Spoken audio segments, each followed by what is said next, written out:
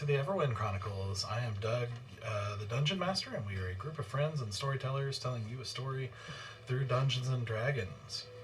So, the party had returned from their mission to Alraka to reestablish weapon smuggling operations to supply the rebellion with their military endeavors.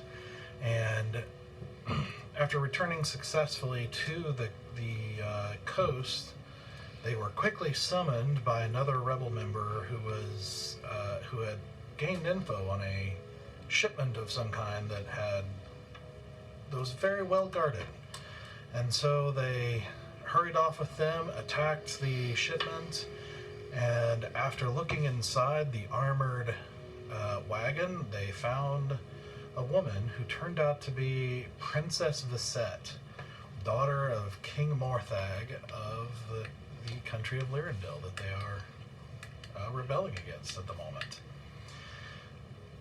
This also happened to be a woman that Zenoa had met briefly in the Petals, and they escorted her back to the rebel encampment, where they took her to the leader Enthress, who also questioned her and ended up escorting her out to another rebel member named Cebu, who had been inside one of the renewal camps and was rescued from it, and which is how she became a rebel. And Cebu was asked to retell her story of what those camps were like.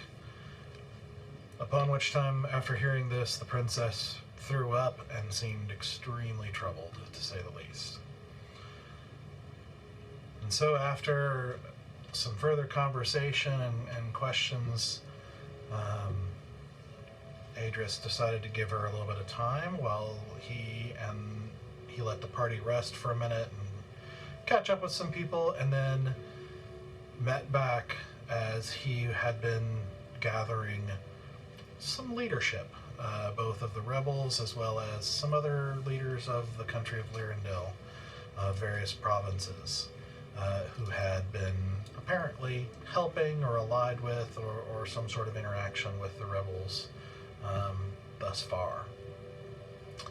He there explained what had happened, explained about the princess, explained, basically the situation so far, and the leadership collectively took a vote after the party was also able to give their impressions of the princess and their case for what should be done about her. The leadership decided first and foremost whether or not to kill her.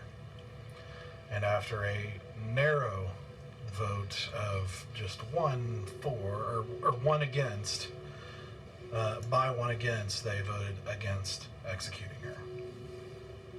And so she was dismissed back into captivity, while the party and the leadership was also dismissed for the evening, where he told them he would be gathering again in the morning to discuss other possible usages for her. The party then departed. Some other conversations were had. They went down for the night, and then were woken up by another rebel and taken to Enthress's tent and warned that Enthress was not happy. And Enthress, upon entering, Enthress immediately walks over and gets up and basically up in Stoic's face and informs him in no uncertain terms. He says, "When I found out who you worked for, I knew she would keep an eye on things, and that's fine. But I need you to get in your little book and get a message to her that if she ever reveals our location to someone or sends anyone here without an invitation ever again, they will not leave here alive. You tell her that there is still one person on this plane who doesn't fear her." And turns and stalks off. Stoic happily agrees. He then gestures to the back of the tent and says, you have guests. To which the party then exits the back of the tent, and as we pick things back up, you again exit the tent and see a small group of people standing around each other talking, as you see, your eyes are first drawn to a set of griffins, lion-bodied, eagle-headed, with great wings, and these fierce, sleek, muscular bodies with what look like strange-looking saddles taken off and set to the side. And then you see you look over to the people standing, the small group of 3 people standing to the side, and one of whom turns around, and 2 of you immediately recognize Lady Enthress. And she looks at you and smiles and says, well, hello, darlings. Hello, Lady Enthress. It's a pleasure to meet you again after some time. Meet me? I hope we are far beyond that. And she walks up and gives each of the 2 of you a hug. You know, very close and a little bit more intimate than where the hands comfortable. go in. Yeah. Listen, I'm not stopping. She pulls back from you and is like, it's good to speak to you in the flesh. Very good to see you. A little bit surprised. Didn't know you were coming to this area. Well, I like good surprises, don't you? I do. I wish you would have found a way to let us know, so not so many people felt threatened. Well, I suppose it does add a little bit of spice to the journey. Truth is, I didn't even know we were coming here until, well, not long ago at all. Well, why the visit? Well, to tell you the truth, it was a bit of a roll of the dice. But I've learned to trust it, and why don't I show you my traveling companions? Sure. And the first one. Oh well, let me actually before I do that, let me show you. Yeah, because you said she's got a new look on her. Yeah, she looks a little different than what you saw her last time, at least in dress. Well, roll 20, please. Do it, I want to see her. She's one of Dramatic tension. She's one of my favorite characters.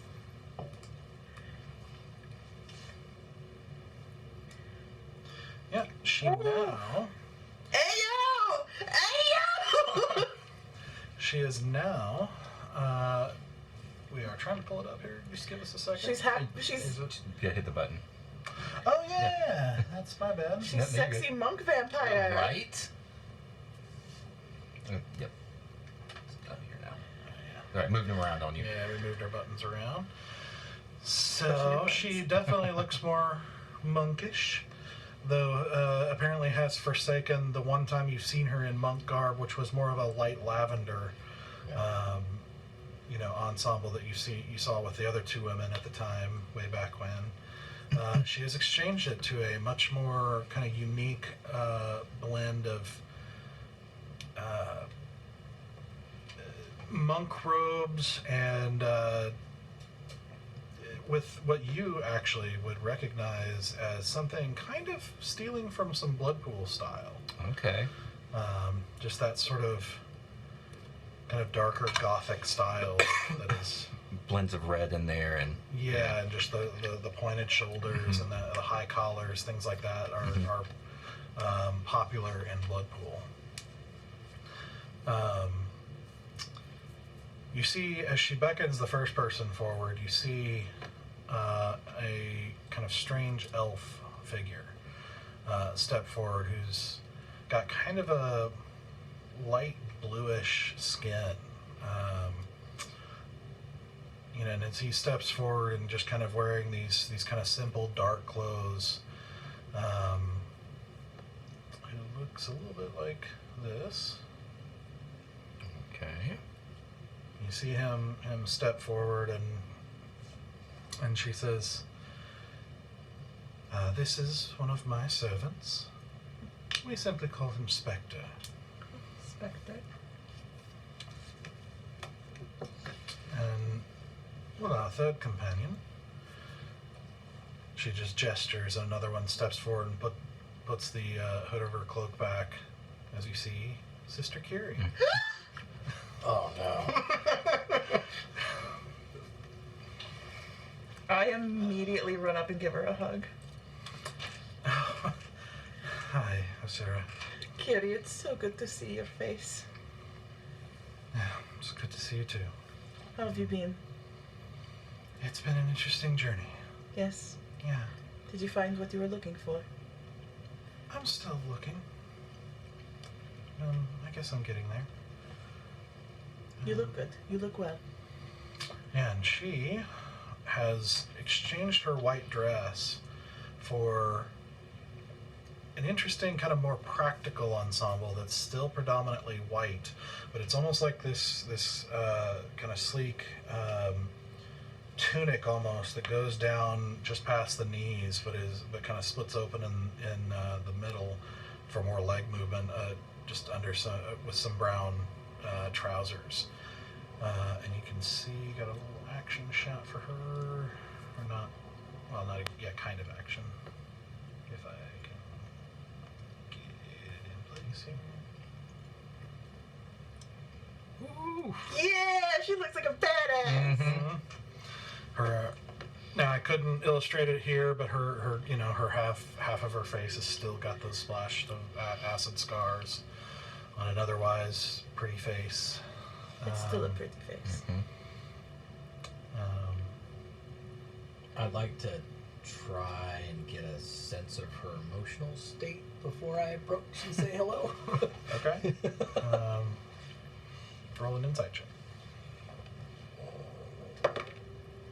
That's a natural 19. Oh. Hey. I don't know what my adder is, but it's probably not much. Most of them are 0. Most of them are. That's 3. I'm 21. Look at that. Oh, look at you. So, is it plus 3? Yeah, that's right. 22. Oh, 20. You can see as she talks and carries herself, you can see that,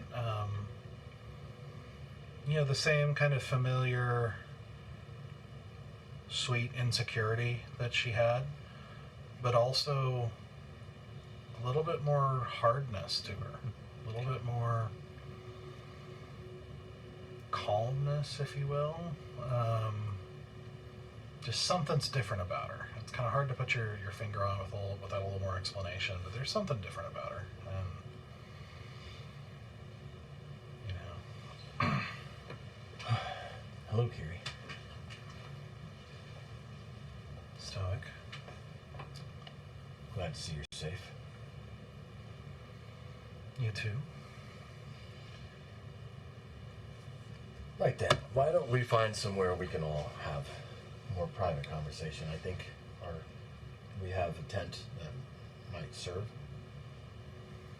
Well, and Enthress says, well, I'm afraid they aren't going to let us out of this little area temporarily. Yeah. Understandable. I'm gonna call back into the main body tent area and just see if someone could bring us some tea, and just some snacks, some things we can kind of settle down and have a kiki. Oh, don't bother. Oh. Yes, I'm certain we can provide. I hope my tent has been treating you well. Incredibly. Very much. Quite It's your literally tent. saved our lives Okay. once. Yes, it's... Well, it was. It was a bit of a gift. I'm Sarek, by the way. Oh, yes. Oh, we should probably Yeah. do our introductions, yes. Enthress and Kiri. Sister Kiri, if you will. Sorry. Nice to meet you.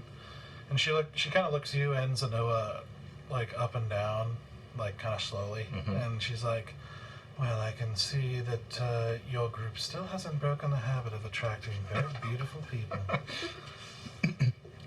And you can see to Sarek, this is an intimidatingly beautiful woman. Mhm. This is, and it's not just physical beauty; it's the way she carries herself. She is. There's nothing that could shake her. She is confident. She is grace. She is just... You feel stupid if you disagreed with her, that kind of thing. And when she, like, turns her gaze on you, it's like you're the only person in the world. Mm-hmm. You know, like, you She's feel aggressively charming. Yeah, you feel like the most important person in the world when she's kind of zoned in on you. And We also haven't broken the habit of collecting clerics, and I introduced Zenoa. well, it's good to meet you as well. Well, why don't you, you might... I'm glad to hear the tent is doing well, and of course, if that wasn't clear, of course you can keep it. I It's thought it was yours. just on a long-term loan. No, I've upgraded. Spectre, if you will. And you see him nod and make a few gestures, and this kind of shimmery blue door like appears in the... He fucking does! And she opens it and walks in, and as you follow her in, you suddenly find yourself in a massive grand foyer with sweeping books, sweeping staircases, all in with this kind of black stone with red decorations here and there. It's like what Red Feather wishes it could be. Yeah. Very gothic feel to it. Yeah. Uh-huh.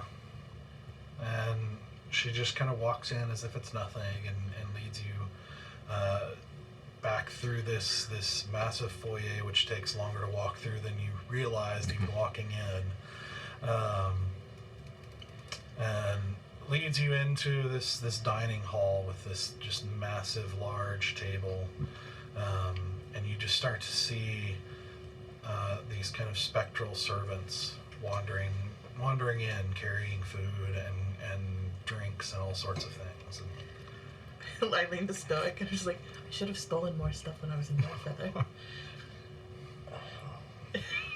Maybe. Very lovely home you got here. This is fantastic. It's got a very familiar blood pool kind of vibe to it. well, you recognize it, do you? No, familiar. Well, I recently visited there, and you might say reconnected with some of my former lineage. Ancestors, you see. And, well, I've always had a taste for that sort of architecture and as in dress and that sort of aesthetic, if you will. I'm glad you like it.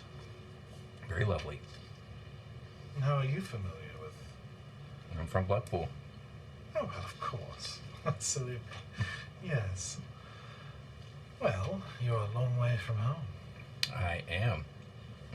Been fighting here for the past year or so. How brave. Yeah. Well, I imagine you fit right in with this group. Mm-hmm. Yeah.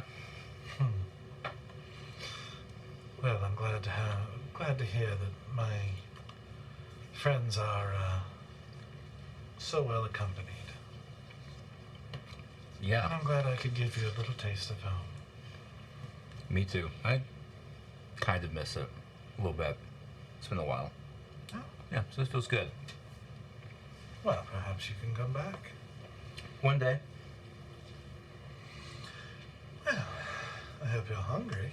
And she takes a seat at the table, and you see massive just amounts of breakfast food of every kind being brought out. Fruits, weird vegetables you've never seen, meats of different kinds, eggs, I mean, you name it. Mhm. It's like weird stuff that you don't even know what it is, like just brought out along with all kinds of drinks. Just let one of the servants know if you wish something in particular. Some pastries for my friend here, and I will have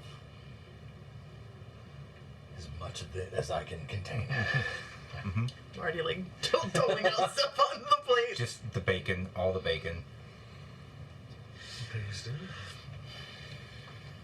I see you haven't lost your wonderful sense of style. Well, I hope not. It is really good to see you. It is so good to see you, and I mean it. How was your recent visit to Bloodpool? Did you find what you were looking for? Well, I found a trail. It is a very eventful journey. Of course, starting a lot sooner than leaving Carondia, where as you know, as I told you, I left to replace my late Duke and make arrangements for a lengthy departure, and on the road back, just happened to run into this little bird, gesturing to Kiri. And, well, she didn't have any particular direction that she was going, and I thought it'd be good to have someone trustworthy alongside me. And, well, it doesn't hurt to have a hero of the Battle of Eldwin alongside. And you see her just kind of like lower her head a little bit in embarrassment, and you hear her, you see it. Enthress goes, chin up a little bit. We talked about this. Mm-hmm. I see. Mm-hmm. It says, so it was, we traveled upwards through the Pale Mountains and through Mandor and the Helterlands and all the way up into Bloodpool, and well, I did, like I said, I found my own lineage, which was more of an interesting tale than I realized. I always knew I had ancestors from Bloodpool, but didn't know that they were part of the House of the Bloodless. Which I was like, do I know you, what that is? yeah, you actually probably would have heard of it Mhm. at least. They're basically a legendary, like hundreds of years ago, like legendary group of vampire hunters. That's quite the impressive lineage. Well, I thought so. Well, the House of the Bloodless, for those of you who don't know,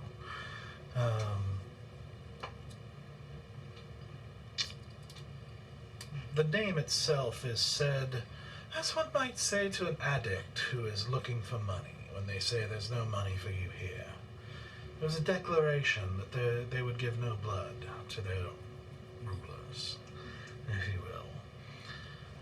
They were fierce vampire hunters, starting and growing into quite a powerful force of resistance, if you will, with magic. And eventually one of them was captured and turned. And then they became a fierce vampire hunter turned vampire, but with magic.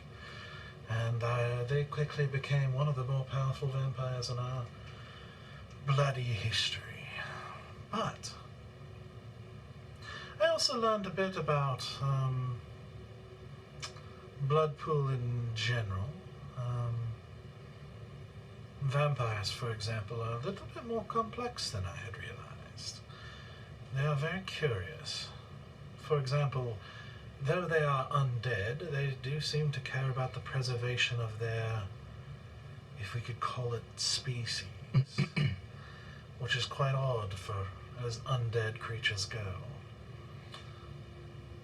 Well, not all of them care, of course, but some do seem to care about that, and there's also more than one kind of vampire, which I did know. And it turns out they're also as varied in personality and preference as humans, except without the capacity for good. Most of the time. Their origin is lost to history and debated heavily, but, you know, since this happened thousands and thousands of years ago. But in following the rule of vampires, there was one family name that stood prominent, or perhaps unbiased. VENATUS. Is that related to Enwick? Well, his name being Endrick VENATUS, I imagine so. Yeah. didn't have his last name before. Yeah, you did. I'm curious, do I know anything about, would I recognize the name or anything Roll like a history that? check. And since they're undead, it's at advantage.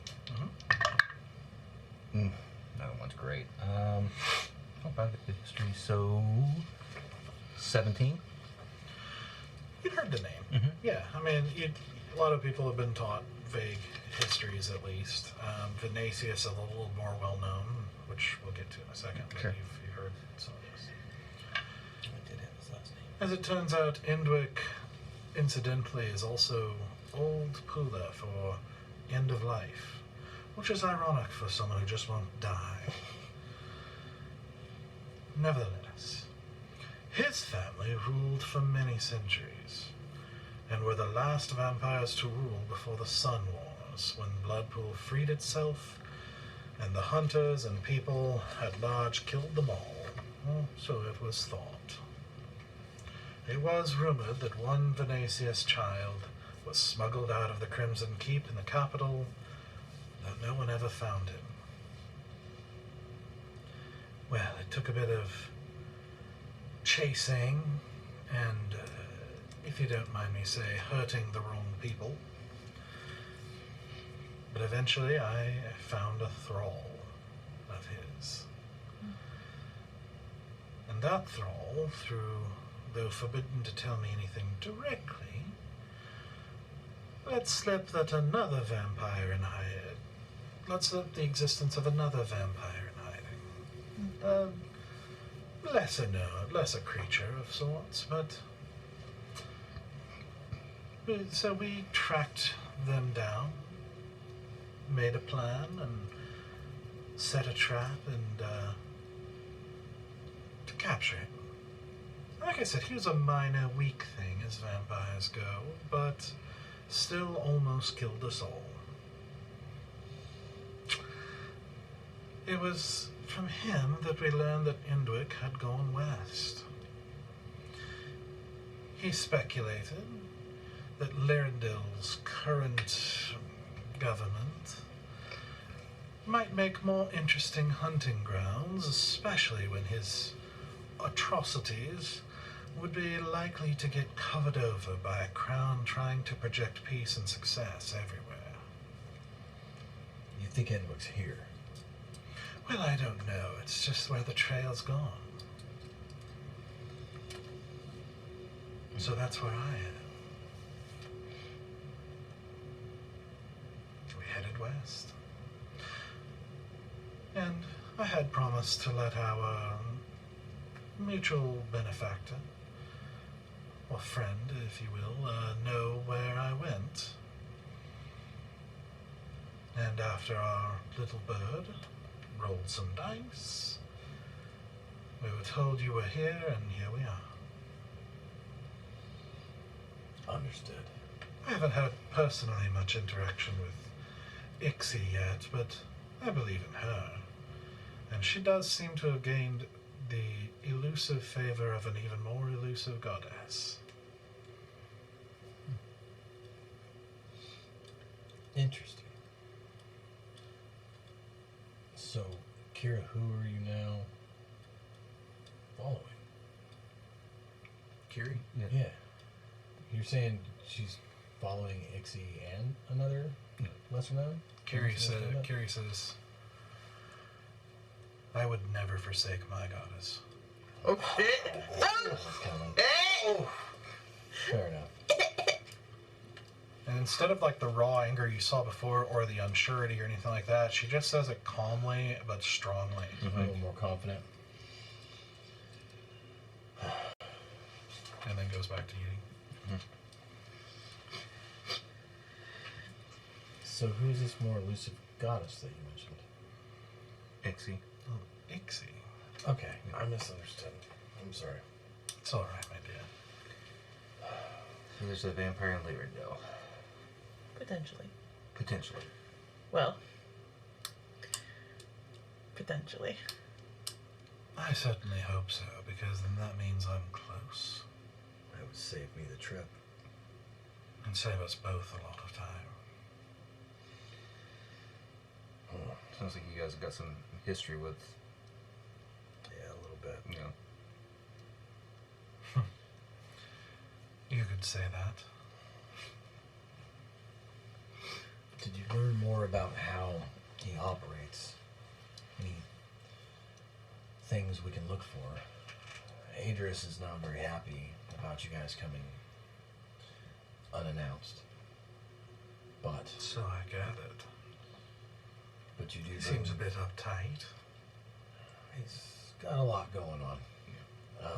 Just a revolution. Yeah. nothing major. Oh, no big deal at all. So One that you seem to have gotten yourselves caught up in, I see. Off to kill another king, are we? you know us. It's become a habit, I guess. I fear for the king. But his network is more enrooted in this country and may be able to assist if we could help him understand what to look for. Well, I'm certainly happy to talk to anyone who might help me find him. I do want to say that we're kind of in the middle of an apex of multiple things. I agree. But We are trying to take down a government that is abusing its people, while simultaneously on the hunt for that elusive fire and who is wielding it, coupled with the fact that we still have a missing persons that we are dealing with. true. But Seems all of it might be connected. Kiri agreed. says at that point, she says, Have you heard anything about him? not yet. The trail has gone cold for many. The one who took him was one of the most prominent. Don't know if I'd say general, but very prominent Yeah. general Figurehead. on the other side, and is just gone off the map. No reports from any of our networks. Is that normal? No. No. He's also gone silent. Our cleric has tried to scry a few times with no success.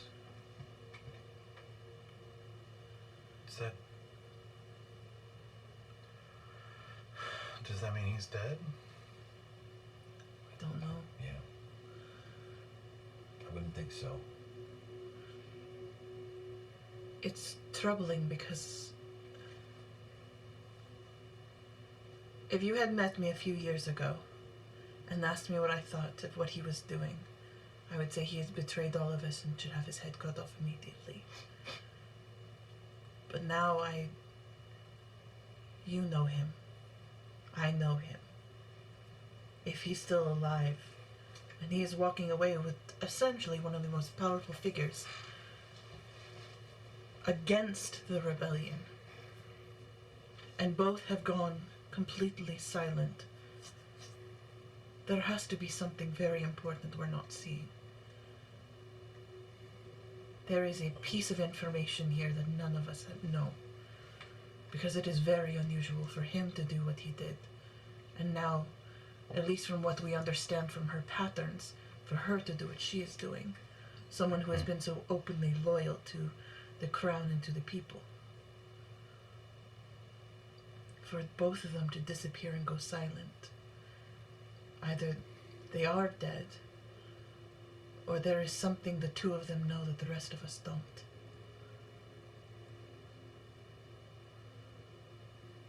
I don't think he would betray you guys. I don't think he would do that. I don't think he would. He wouldn't become evil. Evil is a complexity. I know you guys know him better than I do. I'm sorry. And Enthress says, What have we said about apologizing about things that you mean? She just nods at her. We knew him differently. But not to say that you did not know him.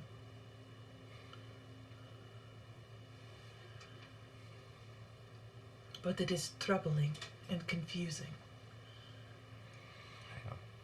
That doesn't happen. if we can help. If you find anything, let us know. And you do the same for us. But to be able to be, if they are both still alive, and to be able to be truly masked from any scrying or attempts to communicate with them, something very powerful is protecting them right now. And to be protected like that, you want to be hidden for a very important reason. And for the red asshole, Ruby Judge, for her to want to be hidden from her people, from the crown, from the people who supposedly reared her, protected her, and gave her every opportunity, that is confusing and troubling. Enthress says, the Ruby Judge. Well, even I've heard that name coming out of Lyrindil. He is with her. At least last we heard. Now, that's no good news at all. No, but the fact that both of them are missing. Yeah, she's been very prominent for a while. If she wanted to disappear, why would she not just kill him? But they have both completely fallen off the face of the map.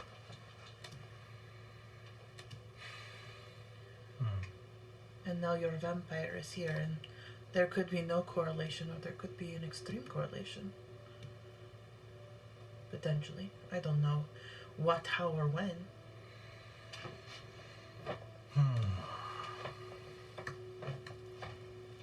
I don't know. Striking someone as prominent as the Ruby Judge seems so risky for him. If she truly is the terror that she's made out to be, that her name is carried across the world, then again, that might be just the sort of prey that might intrigue him enough to take such a risk.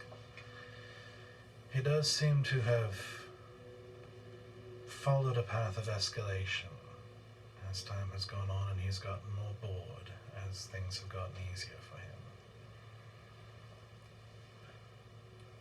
From what little I know of him, he certainly is not the subtle type.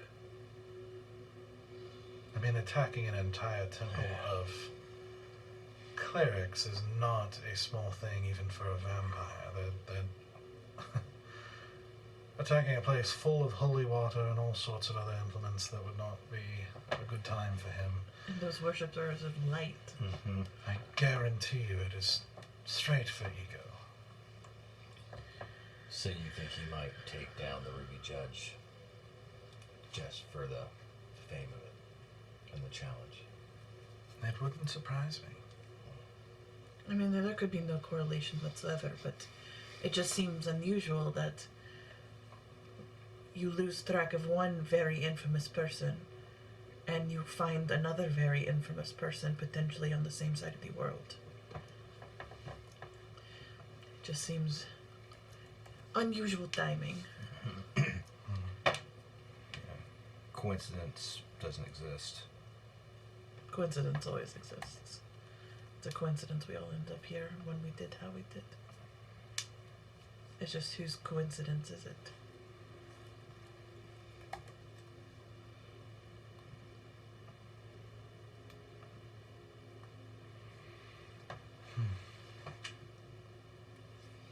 So your trail just led you to Lyrindil. No region, no. Oh my gosh, what are they called? It's not a province. How's Lyrindil broken up again? Provinces. As a provinces, okay. It's not a province. Yeah, that's It's a province. Oh, okay. It's Canada. No particular province or anything like that he might. No, what little I gathered was simply idle talk and braggery between vampires. It was not he seems to go somewhere and find what's interesting to him and then do the worst thing he can imagine doing.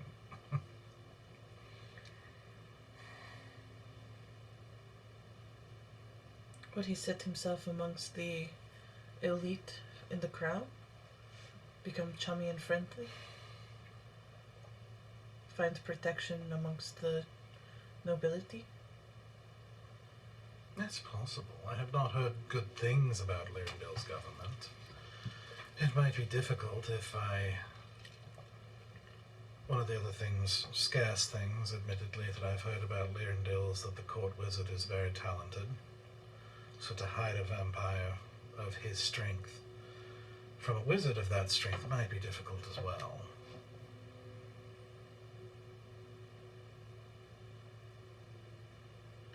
Does seem though, at least in this country, money can make a lot of things go quiet.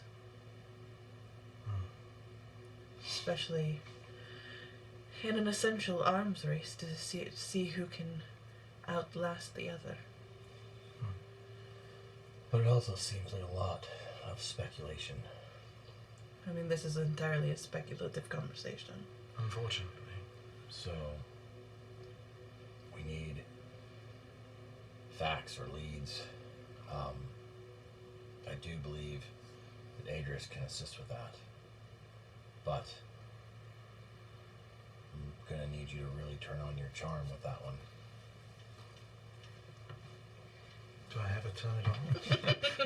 Of course you don't. She winks at you. So, I mean, we can keep spitballing, but I mean, you guys just got in. Are you wanting to relax? See if, well, we can't even get you into camp. Give me a moment and let me see if I can get Adris to come join us. And maybe if we can convince him that you could be of help to the cause, we may be able to work mutually. As you wish. And because I don't even have to leave the room. I'm just gonna write to Adris. Paging Adris. Yeah. It's like texting somebody in the same room. Like you could literally just like walk across like the hall. Like literally you're right going. behind his tent. I know. Did I already,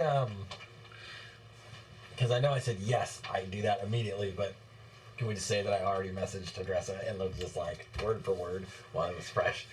Yeah, okay, that's fine. Yeah, because whether we did it then or now, that's how I would do it. He said. And Duriel would say, I shall relay the message, though I don't anticipate a reply. That's fine, I don't think it needs one. And, but then I'll message Adris and just be like, would you care to join us in the shimmering blue door?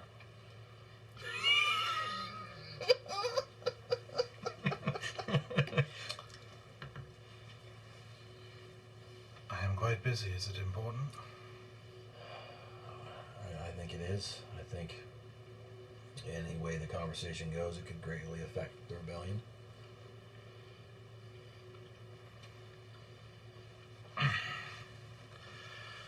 Very well, give me a moment.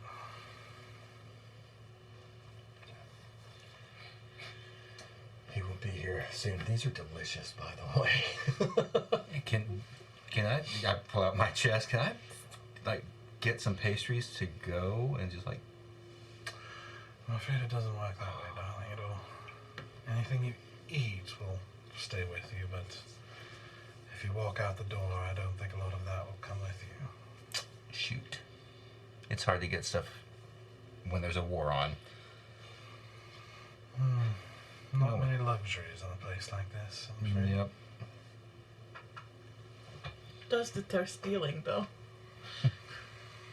I suppose so. There are a lot worse things than that. No, I meant in this vicinity. You can't just steal shit and walk out the door. Oh, that is true. That is true. At least things that were created by the place. It's Sure. All a bit of magic. I don't claim to know how it works exactly. I'm a practical person. Speaking of practicality, I do want to pick your brain for a few minutes about some other additional poisons I can add to my repertoire. Well, that's quite interesting. We'll have to talk. Okay. So you guys kind of chat a little bit Mhm. further, finishing up breakfast or anything like that until,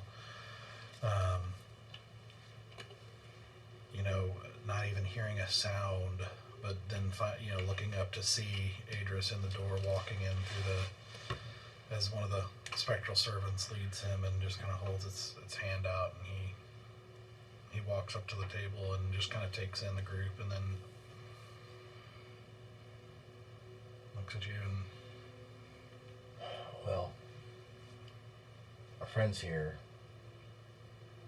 didn't show up to stir any trouble. They're actually on a mission of their own, and it led them to Lyrindale. But I think the information that they have is valuable to the rebellion. How much do you know about vampires? a bit. Have you ever heard of Enwick Venetian? Venatius. Venatius. Venatius. Oh, it's an A sound. It's Venatius. Venatius. Not Venatius. Enwick Venatius.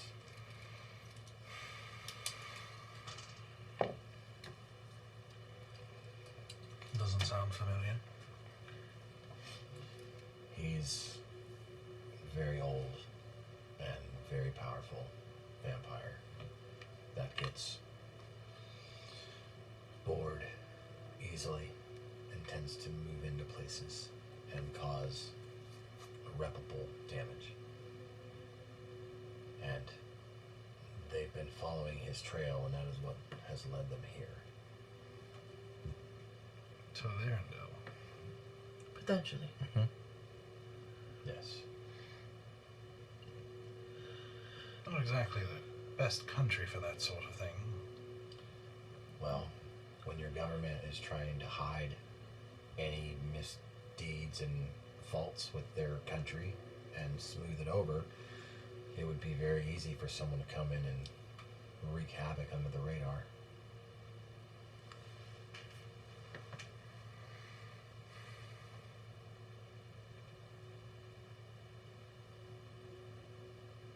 And this is a mission of addresses.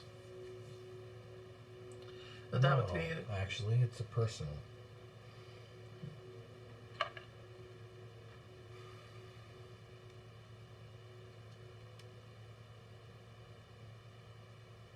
Could be worth scouting out at least.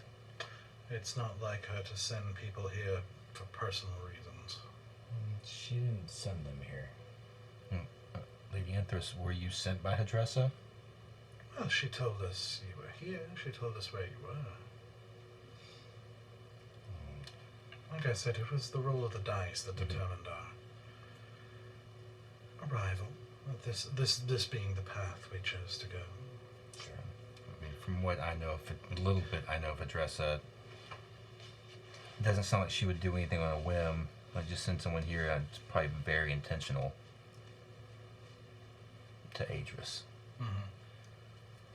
And it's possible that he is outside of Lyrindale now, but still from the west. It's hard to tell if westerly is the direction one goes, but you and your team have the best ears to the ground what is going on around here. So what you're telling me is that on top of everything else that I'm dealing with here in this rebellion, not only do I have to worry about her involvement, but this is somehow not involved with your cause, if you will, your mission. It's something personal only to this person here, who is, and there says, "Oh, would you like to?" This is Lady Enthress from Corondia.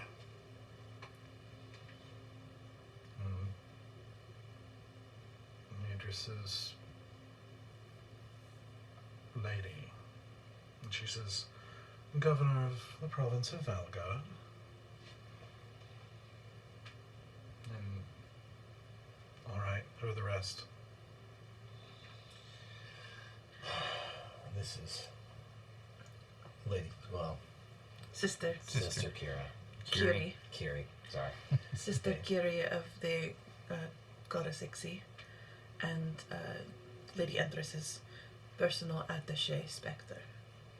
Also a renowned hero of the necromancy war in Crondia. Kiri was Spectre. invaluable. No, Kiri was invaluable to that battle. Mm-hmm. Spectre, I don't know much about. Lady Enthress would have to do a better introduction. This is our first time meeting him, but we're very acquainted with Kiri and Lady Enthress.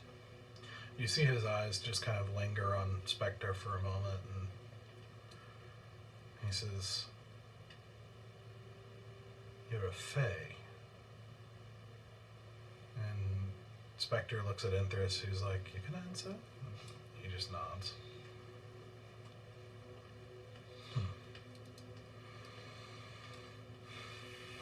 And then his eyes kind of fall back on Enthress for a second, and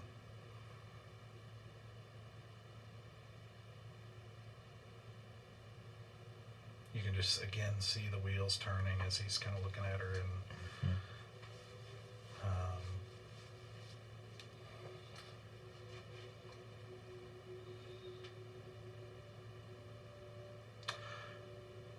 I'm afraid I don't know much about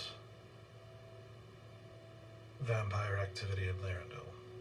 That's been not something on my radar, not something I've heard of.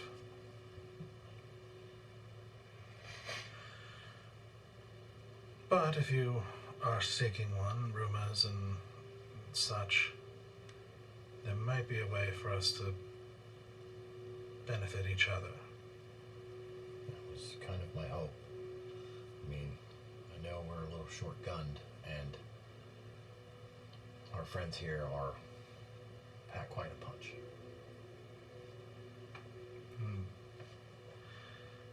Yeah, Enthress looks at Adris and says, "It's my favorite kind of relationship when we can please each other." And Adris kind of looks at her and is like, "Yeah."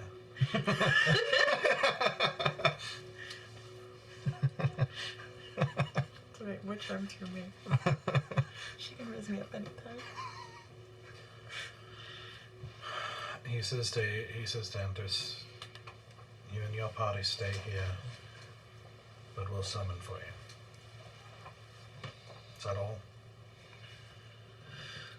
I thought it was important that you at least have enough knowledge of some potential further risks to the long road to freedom. Well, personally, I hope that's not a problem we encounter and before this is over. Agreed? Thank you. Mm. And he turns and walks out. Spectre. I apologize if this is an inappropriate question. I'm not sure exactly culturally how one addresses Fae in this regard. From what court do you hail? Enthress says, "He doesn't like to talk about himself, and I wouldn't worry about it. He's loyal to me." It's more of a curiosity, but okay. Can I get a sense of what's going on with the two of them? Make an insight check. Oh, I'm not very insightful. Did she ensnare a fae? That's... Hello? Wake up! Wake me up and say... Theric, make a perception check for me real quick. Alright. Insight. That is an 11. Perception. Where's the liquid core? Ooh, 19, 22. Perception. You would notice, I mean, it was a really easy roll, but you notice she doesn't eat anything. Okay. Like, not even a table, like, not even anything set for her.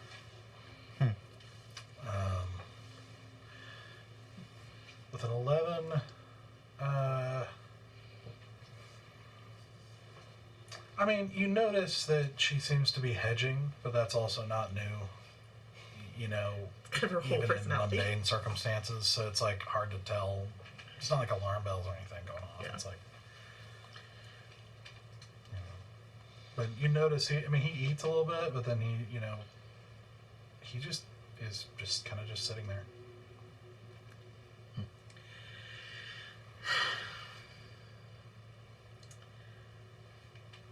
Well. Yep. All right. So, if you have nothing else you'd like to specifically go through and with her, then she will. You guys finish breakfast or whatever, finish chatting or catching up, where she just kind of talks a little bit about her journey and just the increasing dangers she's been seeing while traveling. Same thing as you guys have with just weird creatures and just the world becoming more and more uneasy. She does make a kind of offhand comment about passing through Mandor and deciding, like through the capital, and deciding not to stay very long because the priesthood, which basically runs the city, was like tossing houses looking for someone. That's interesting information. You know, and she just talks more about Bloodpool and more about her hunt and just, you know, all kinds of things, and getting new outfits tailored for her and Kiri, and, you know, just all that kind of stuff, you know. Did they say specifically who they were looking for in Mandor, in the capital? Just that they were looking? I don't know, some traitor or something.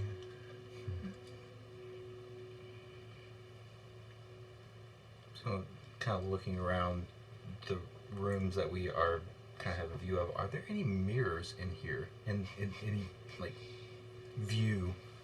Not a single one. Yeah. I think Sarek's starting to try to put things together.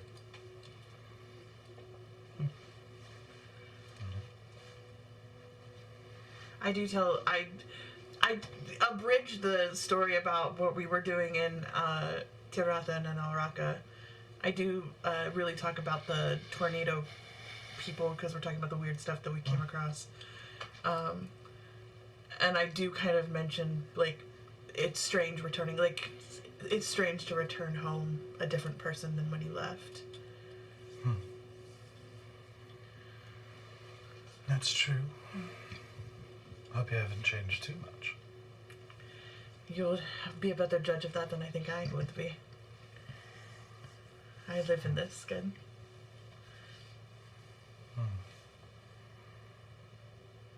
Well, I suppose I should go wash up and be ready just in case they decide to summon us. We did just arrive this morning, so we've been riding for quite a while. How did you get griffins? With great difficulty and expense. They are hard to acquire. They're because they are very hard to tame. They are really only used in Targonia. There's a battalion of them in the Imperial Army. Oh. But these three were retired. But they're long-lived, and they still have a lot of flight in them. So it's a much better life to live with us than to be retired to some place where they might be killed, or they couldn't be let free, so... You know what? This occasion requires a gift. A gift? Do you have them magic? Of course you do. May I see it? What particularly are you asking me for? Just the bag I'm holding. And I pull out one of the cleaning orbs. Have you ever used one of these? I don't believe I have. Please, take this for your travels. They were a lifesaver in that sandy... Beautiful country. Sure. Okay. If... So she takes it. And, Yeah. Well, what is it? You just don't use it right now. Use it in private, but it will relieve you of all dirt and grime and road dust. Really? Yes. Cleans instantaneously, once a day. We happen to have 2 of them, and so I would love for you to have one. I'm offended because we needed I 2 know of them, you but need 2 of them, but like, I get it. we just see our friends for a long time. I understand. We have a tent. They have a long road ahead. Like, Sure, I understand. Stoic. And she gets up and leans forward and kisses you on the cheek. He does not blush. Oh! I'm both jealous and elated. As she does and leans forward over the table to do so, you also see a necklace just kind of fall out with a kind of strange bluish tooth. What is that? Oh, just a little bit of a souvenir, I suppose. Of? Honestly, I don't remember. But for some reason, I don't know, I like it.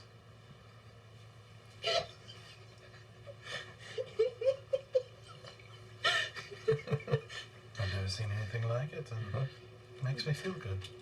It's very unusual. Totally missing this. You shouldn't be. I should be.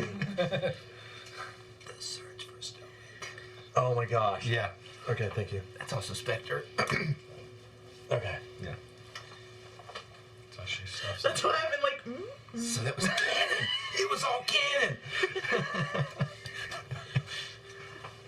The movie is canon! The movie is canon! Well, we will let you rest up. Please, if you are beckoned, hopefully, and they do not beckon us, please try to message us. I would love to attend the conversations. Of course. Thank you so much for the meal and the conversation. Yes, indeed. It really is good to see you all again. And to meet. Lovely to meet you. Give Kiri another big hug.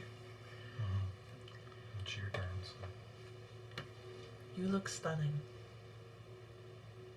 Well, so do you. Thank you. You look You look- stronger too. Sadder and happier at the same time. A very accurate statement, I would say.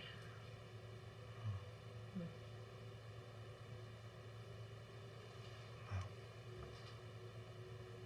hopefully we're both getting stronger. Mm-hmm. Just gonna give Lady Enthress another hug too. I'm just jealous that everyone else is getting kisses from me, but it's fine. So, It's fine. I don't have Riz. That's okay. I know this about myself. alright. So, you depart from there. Anything you want to do until you're... I think the moment we get back into that tent, is she a vampire? That's a complicated question. Like, no mirrors in there at all. She didn't eat anything. Mm-hmm.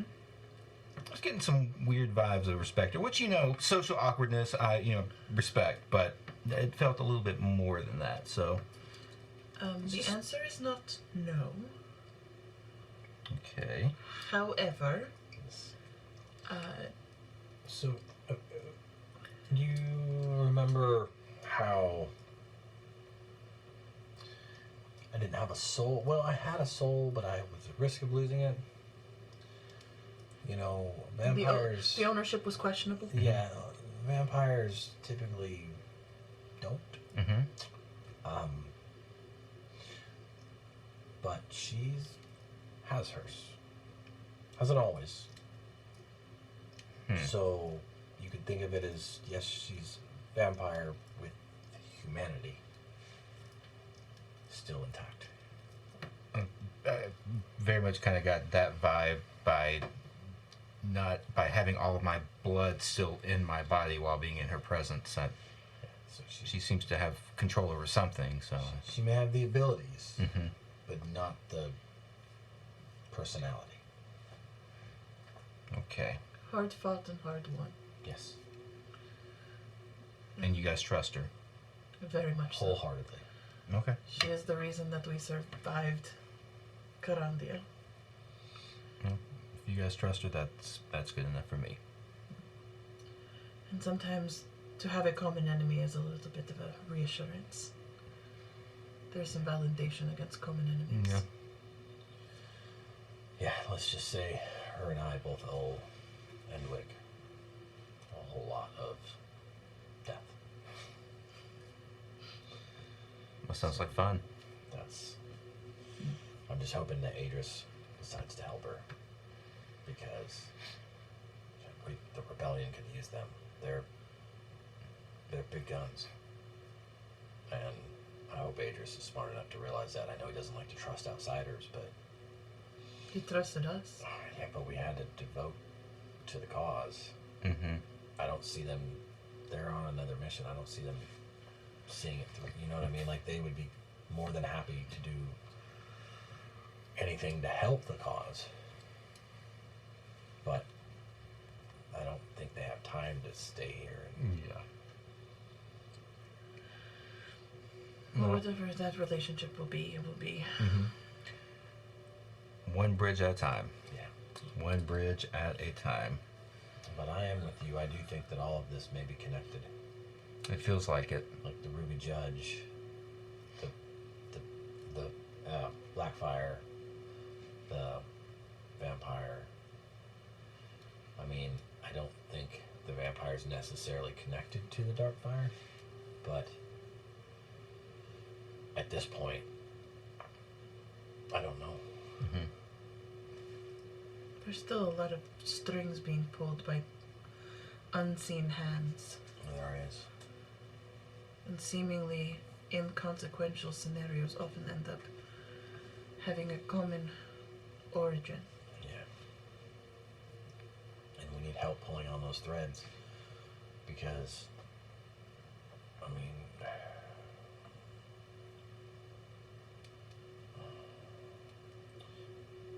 Adris trusts you more than us.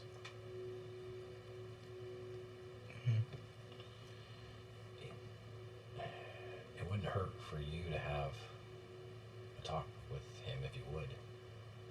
I mean, About Lady Enthress and not necessarily. More about, you know, we got the weapons thing, and that's great. But he's trying to run the entire rebellion as a whole. Mm-hmm. But we did the weapons thing. It would be nice to get a mission that might benefit us as well, with answers. Mm-hmm. You know, if he's planning an assault on higher ups or a raid of somebody power, you know what I mean? Somewhere where we can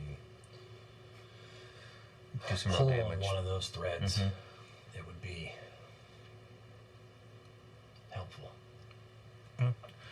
Let's see what he comes back with, and maybe because I think going after bigger fish would be beneficial, and we might actually somewhat have the firepower to do that. Maybe. I mean, it's not. We want to help the rebellion, but are you with us on our mission as well? Because you know what it is now. I mean,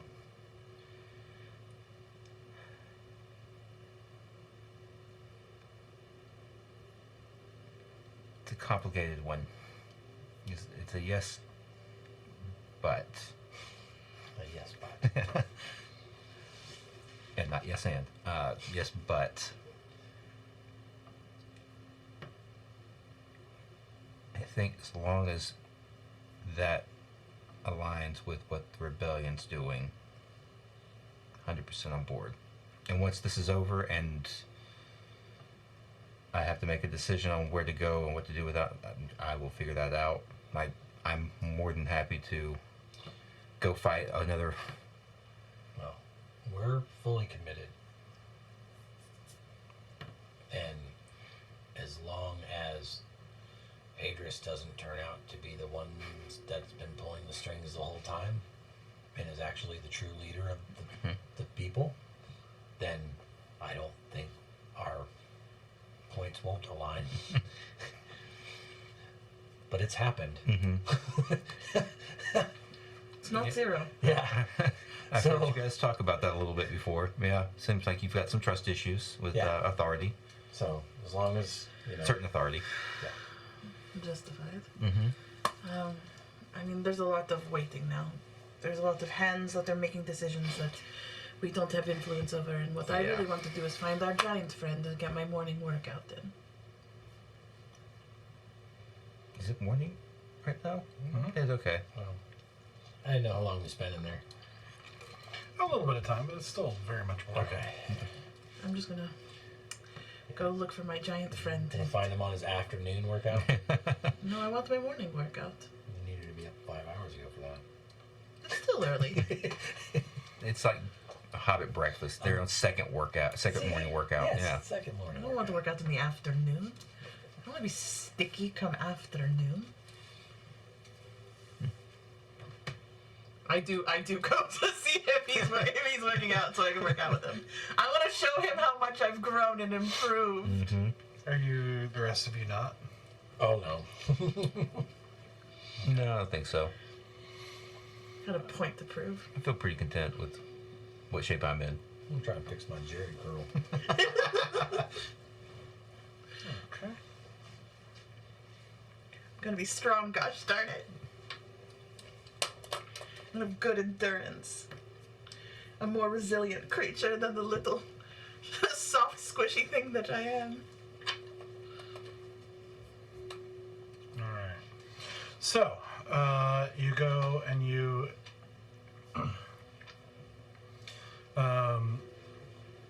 you go just as you see him gathering some other people, seemingly new recruits, to get ready for a run, and he says, glad you could join us. Where are the others? Important communications, information meetings. Well, we can check on them. Let's go. He starts marching everybody, runs To them the to tent. the camp, right by the tent, and ducks in, as you see them. There you go. You must be done with important things. Come. This important too. I'm just over the cauldron. Like, I've been playing with it a lot. This takes forever to cook. Then you have plenty of time. I give you a shrug. Like, I tried. I won't find it that much. I'll go run it. So, it grabs you and drags you, and takes you with the other miserable new recruits, who seem actually a little more in shape than you'd expect. But you run with them. It's 3 guys and a girl, and but by the end of it, you're all out of breath and everything like that. You a little bit less than the others. Which earns you a big slap on the back that sends you forward a couple of steps. And he says, looks like you've been running. Yep. It's good. Thank Good. Looks like you have not. No. He's lazy. Well, there was a lot of sand in a lot of places you don't want when you run for months. Now that I'm out of this, I will start running again. Sand is tiny thing. You are defeated by sand. Yes. Yes, I was, and I'm not afraid to admit it. And it What do wasn't you even like, see? it's not even like it was beach sand either. Like, this was like deep desert, like soft silt sand. Not the rocky, glassy sands of the coastal lines. It's like snow. Exactly. I don't You're defeated by such soft things. Unfortunately. I've never seen before such a wimp. Such a softling. Such a weakling. I mean, you're not completely wrong. How do you walk upon this ground without it bruising you? Softly. He does not get the joke. He just looks just disgusted, like he is just offended, like you have like whatever respect you may have had. He is just God, that's fine. It's an opportunity for continued growth. Yes. Thank you again for another wonderful morning workout. Looks like this one might need more than a morning. I will find you again later. Thank you. Just gonna pull the group back. Thank you. Thank you. It was nice meeting you. Thank you. Talking to the new Be recruit. careful when you touch him. You might bruise him. Don't worry, I am. Might break his fragile bones. Yes, of course, of course. I'm very touching him softly. See, very soft touches. just trying to get them away. We'll find something to do. It's fine. Yeah. All right. So, it is not very long after that that you guys are summoned to Adris's tent, where you rejoin again in a layout similar to what you had last night, where there's the circle of chairs where the leadership is sitting in the middle and chairs have brought. And the leadership's there. Yeah, they're trickling in. Okay. And so chairs are brought in for you guys to sit outside the circle, but there.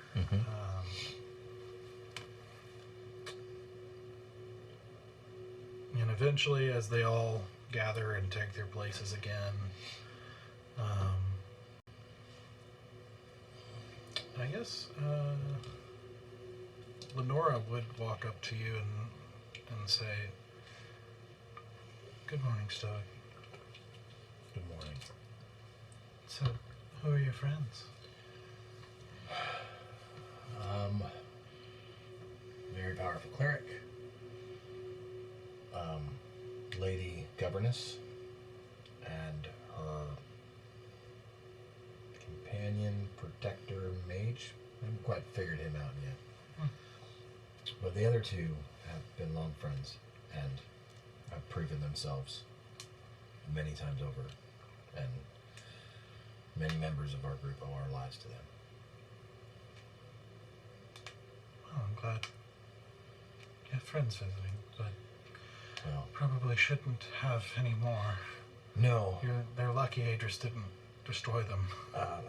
they are, and so am I, and they showed up unannounced, which has been talked about. But I imagine. they are worried about a vampire in the country and are attempting to locate him. A vampire. Yes. They're worried that he might be taking advantage of this country's turmoil and using it as cover so nobody digs into his exploits.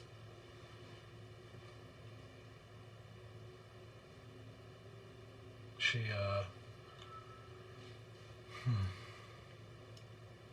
Yeah, she seems pretty disturbed by that. And that is very disturbing, as if we need more to worry about. True, but they are very capable, and if our network can supply them with information, I think it would be in everyone's best interest. Well,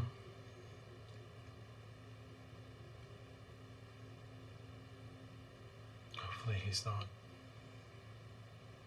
And she pauses for a second, and then she You see, she reaches up to her holy symbol and lowers her head, and you see her mouse move for a second. And then her head snaps up and looks to the back. There are 2 undead presences in here.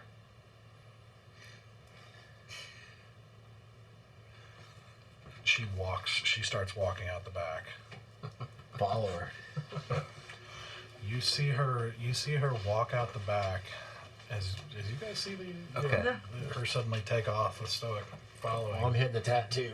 And they're going in the You direction see her look around, see the door in there, and you see her start making some gestures as you see cracks appear in the sky above you, looking like fire, like behind the cracks. And she is about to do something big. Lenora, hold on. Wait. Stop. We need to explain the situation to you. Idris steps out behind as well, and is like, "What's going on?" Look, you know my story. My soul was not property of my own, and has since been returned to me. But did not. Situations happen. They don't always change a person to evil. Sneak in the door while this is going on. To give her a heads up what's happening outside. Asura, Yes. do you know what undead are? Very much. Intimately. Then you know they're not good. When they lack a soul, yes.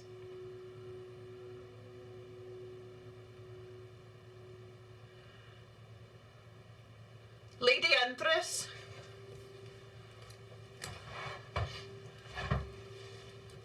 After a moment, you can see Lenora kind of holding this, and you see the fire just taking over the sky above you, and a lot of commotion starting to happen around the camp, wondering what's going on.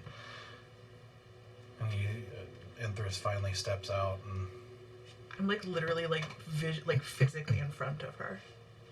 Looks up at the sky and looks around and says, "Well, this is quite the commotion." Senses are heightened, Lady Enthress, for a particular reason.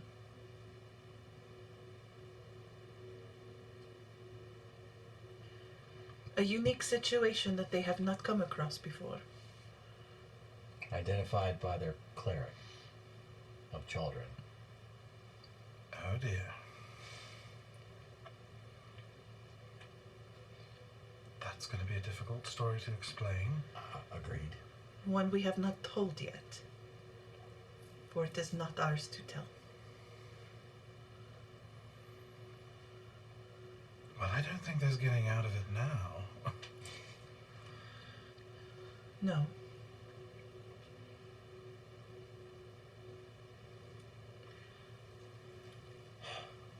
Idris, you trust me? I trust you. I don't trust undead. Well, I trust them, and they trust her. I know that's quite a bit of separation. All I'm asking is to hear it out. Hear them out, hear her out. I don't know the full story, but I trust them.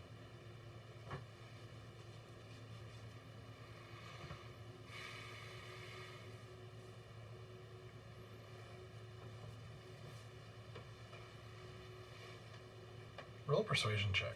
Do I get advantage because they're helping out at all? I'll say yeah. Thank you. All right, which... And there's undead involved. Not quite. 2 18s. 18. It's just straight 18. Okay. No added to that at all. You don't need a 11 and 12 on your I get persuasion. nothing. I am not persuasive unless I roll 18s. He regards you for a moment, and then Sure. he looks at Lenora and says, "Let's hear them out." And she holds his gaze for a moment, like obviously reluctant, and then she releases her hand, and the sky returns to normal. The fire dissipates. I'm still like physically in front of, like, I don't draw any weapons, but like I'm literally like, my tiny little body is in front of her.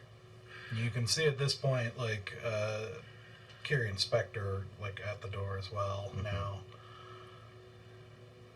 Lady, you have... Lenora notices Kiri, and you see her just kind of give just the slightest frown.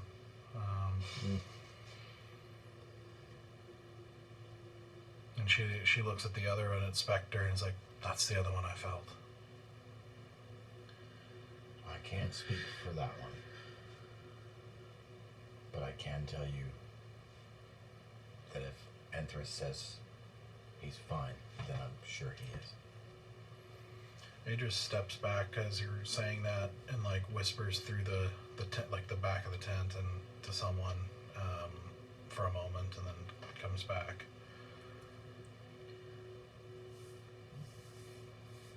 He says, he looks at Enthress and he says, "You need to speak quickly, and you need to know that the entire camp is ready to come down on you and anyone else that's with you."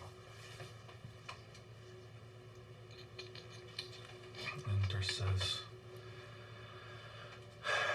"I understand."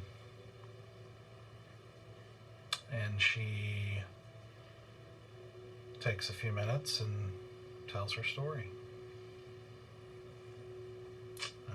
Relays the story that you guys heard, players heard, of her captivity and, her how she grew up a little bit, her kind of relatively young inheritance of, being stepped up in the leadership of the family, and then becoming a target of sorts to parties of interest, and Lord Greenwood introducing VENATUS to her, and him turning her out of Greenwood's belief that her bloodline was strong in some way. And her description of the undead, the reminder of just how horrifying it is and why it's so forbidden, why it's so horrifying, and what it does to spirits that are brought back where they're not supposed to be, and how it's just perpetual torture to such a degree that they can't help but be evil, like to just lash out in violence and evil. And then she tells the story of the woman that she dreamed about, the story of redemption, being stabbed through the heart with something, and the story of her restoration of sorts. Her still being a vampire, but not entirely. Some parts of her humanity returned, but a lot of it didn't. She's still very much a vampire, but she's able to be herself again. And then a little bit about her, then kind of silent background war with Greenwood. How she used you guys to wage that war, eventually confessing and helping you overthrow him, kill him. And then her quest and what she's here for. Yeah, she finishes.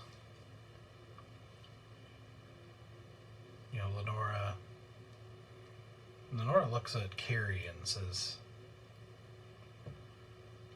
"And you, child?" And Kiri says, "I've gotten to know her quite a bit over the last several months of traveling with her. She's good."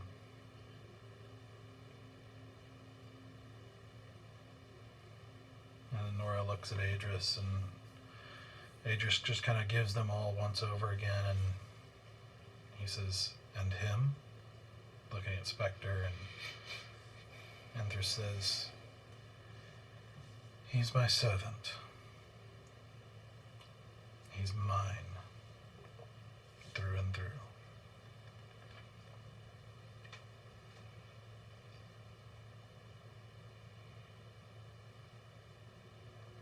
Idris just looks over you guys, looks everything over once more, and then says, fine. Let's go. He turns and walks back in.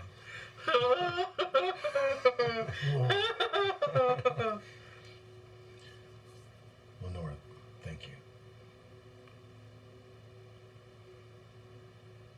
I won't apologize I don't for expect reacting you to. that way. I don't expect you to.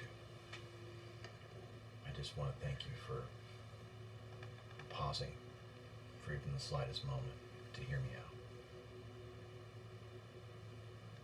It means a lot. Of course, Zoe.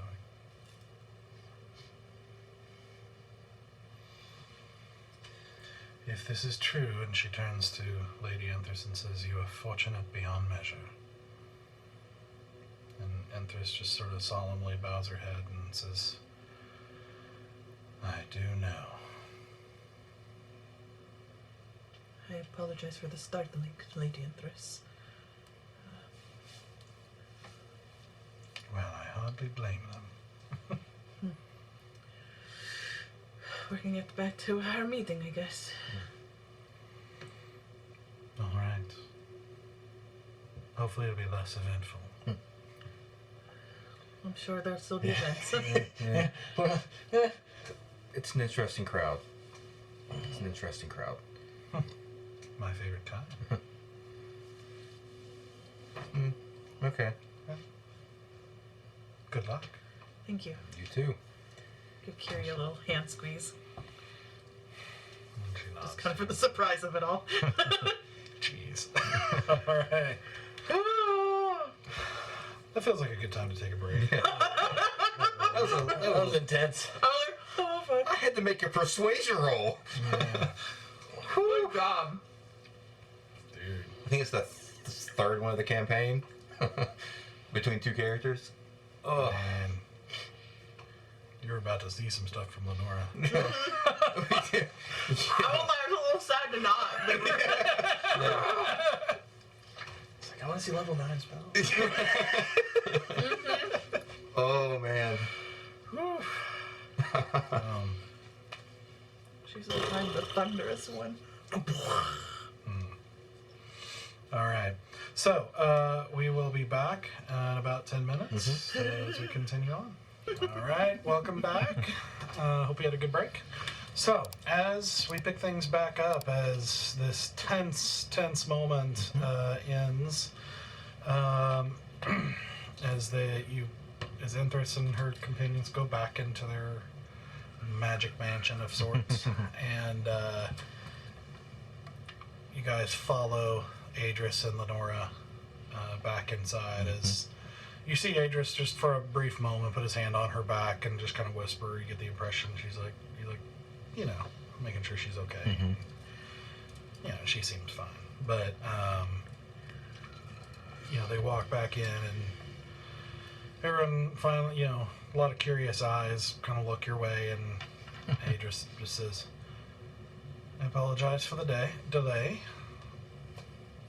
Something important that I had to deal with. Let's get started. And so everyone settles down and into their chairs. And he stands up again and looks out at all of you, and he says, I said that last night, in order to win, we need to take big risks. I also told you that I am thinking ahead. In truth, I've been thinking ahead since the beginning. And while I am the type who believes in focusing on the step ahead directly in front of you and taking that one step at a time, there has been something that has long been haunting me. Right now, we've seen improvements for the first time in what feels like ages. The crown is crippled thanks to the aviary's destruction. But it is only a matter of time before they figure something else out. The leadership are more frightened and more intense in their reactions than they've ever been. But that will only last for so long. We've been hearing reports of rebellion outside of this organization. For the first time, we've started seeing or hearing rumors of people who feel backed into a corner. That we're starting to see them realize they want something more than the scraps that the people's government dropped them. But that too is limited. The truth is, they will be crushed. I do believe in, don't misunderstand me, I do believe in their strength. But our enemy is not weak enough, not yet. And as long as it is united, it can win. We need to strike from within. We need to divide the house. If we can do that, then I believe we can devise what I hope will be final strategies to win. Final strategies for victory. An insider, the right insider, could be that key.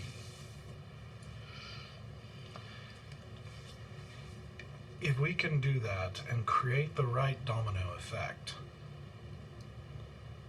well, we all know Garen already opposes the crown. And, Bridgian just grins.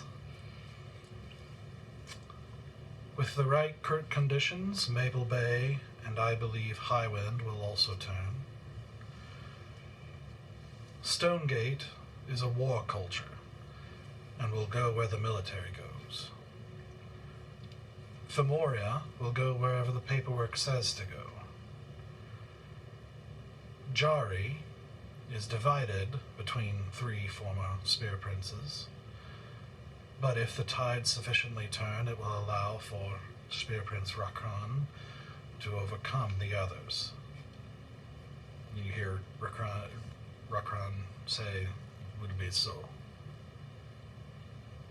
And he says, Cragsdale is the only unknown, but almost irrelevant as they are a country fully focused on the war in the south. But the military is loyal to General Cray and will likely follow his lead. And if not him, then they'll follow Stonegate. But more than that, the Fomorians themselves, the largest of the provinces, are too systematic as a people. They're too bureaucratic to go along with a simple coup. A leader from within the people would go a long way to transitioning to a new government if we achieve victory.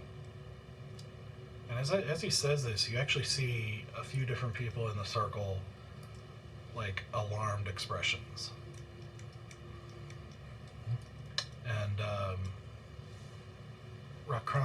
Iblis Rakran, the Spear Prince, like, he sits up and he says, "Are you saying what I am thinking you are saying?" And Idris says, "Yes. We need to probe and see if we can turn someone important within the leadership of Lyrindel." And the Spear Prince says, "The leadership who massacred our people, who say we are not people, who deny us our lives, these leadership?" And Idris doesn't shy away from him and just looks him dead in the eye, and he says, "I can assure you that the taste of these words are just as bitter to me as they are to you. But the world never cooperates fully. We we are going to have to decide what we value most. Small sacrifices to achieve victory, or holding to principle and achieving defeat. It is no pleasure to me to say, but I will say, idealism will put us all in graves, and there will be no tombstones upon which to write our principles. And you see the Spirit Prince just kind of stares him down for a second, and he's like, ah, and he sits down. Go on. Enthress says, this is where finding Princess Visette is so fortunate, potentially. Her value as a ransom, truthfully, the risk would be far greater to us than for the crown to try and ransom her. Or hold her hostage or some sort of leverage. And her strength, her power is not military. It's not propaganda. It's not magic or politics or the law. Her strengths are social. So let her be social. In just over a week's time, in the City of Unity, they will be holding something called the Gala for Harmony. It is a ball thrown to honor and award those who have done extraordinary things for the people. It is an event that attracts the most important and influential people from all over Lyrandil, and many from beyond the borders. I believe we can use the princess to enter the gala in disguise. Now, the gala is a rich affair, with dancing, feasting, and award ceremonies presented by the people's king himself. But in a nation where wealth is publicly frowned upon, the leadership within find other ways to flaunt themselves, mainly in influence. The gala draws, as I said, every important person in the nation. As such, this gala in particular is known to be a place of business. It is common for guests to come and go for private meetings. In fact, it's socially shameful or a statement of status to not do so. It's a sign of importance, in short. This gives us a unique opportunity to get close to people who would otherwise be very difficult to reach.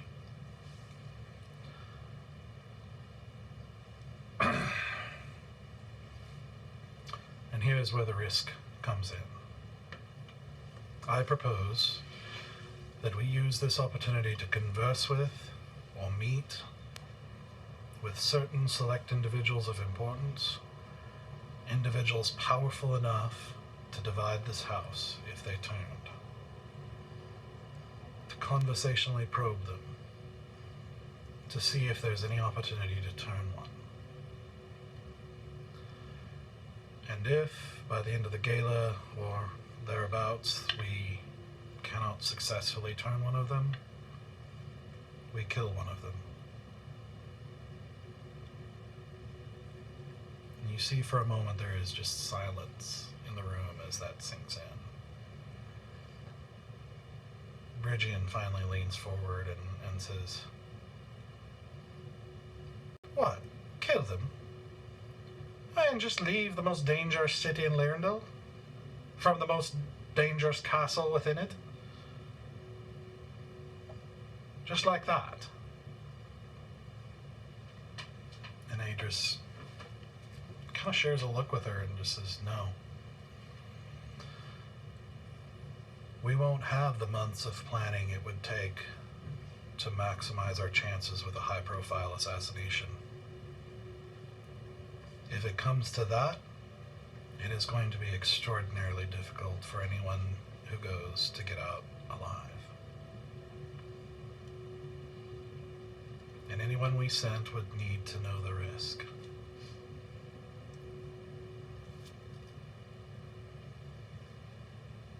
And again, there's silence.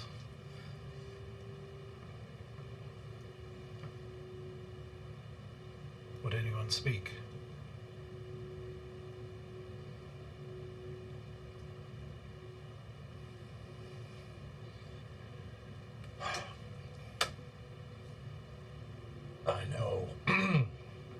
I know I am already out of favors for the day. So I will not ask one.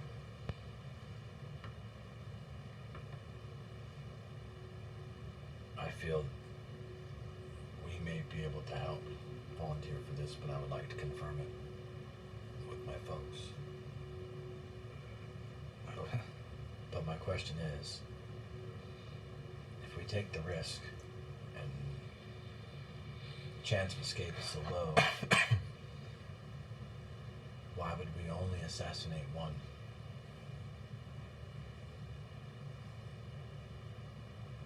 Bridgian says, I like this one.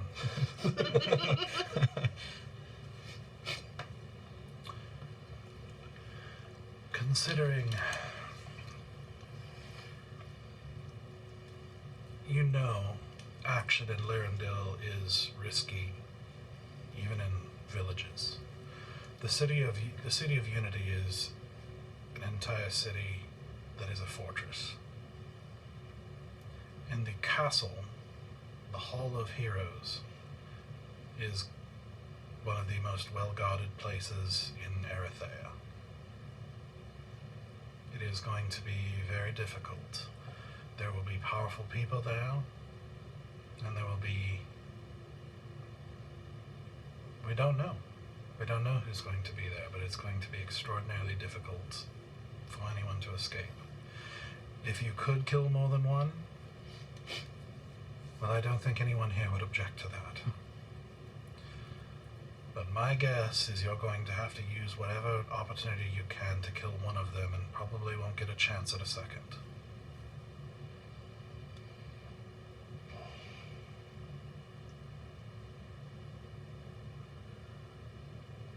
But killing is the last resort. Yes. Yes. For it is a sign of strength to say that we could walk in and kill somebody. But it is a true sign of victory if we have a permanent ally on our side. Yes. It will be far more useful if Plan A occurs. Mm-hmm. But if we kill the right person, it will still destabilize things in a way that we can take advantage of. And risky mission, pretty good chance of death. I mean, I'm in. Before I make a decision, as it seems my friends here have already quite committed to the prospect. In order to turn somebody onto our side, we have to know what they want. Generally, it's pretty easy. You put enough coin in somebody's hand and they will do literally anything for you. But we are dealing with a country in which there is a moral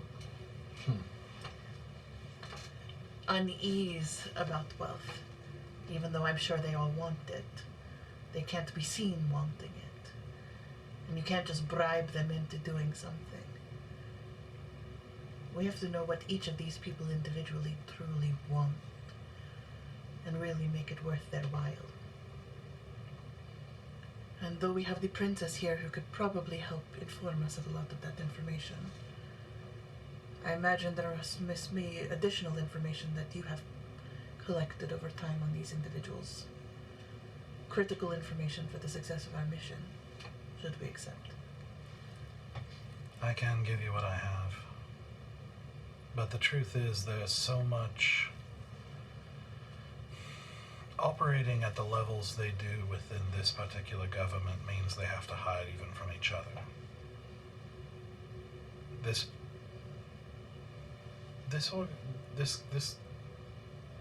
The people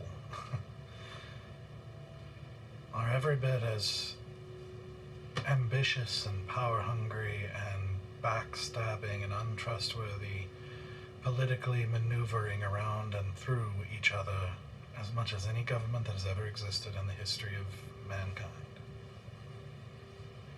Which means what we know may not be trustworthy. And so we will have to send someone discerning, someone who can find that information out. But you are exactly on the right track. If money were the only issue, perhaps we could come up with that, but I doubt that will be the main motivation.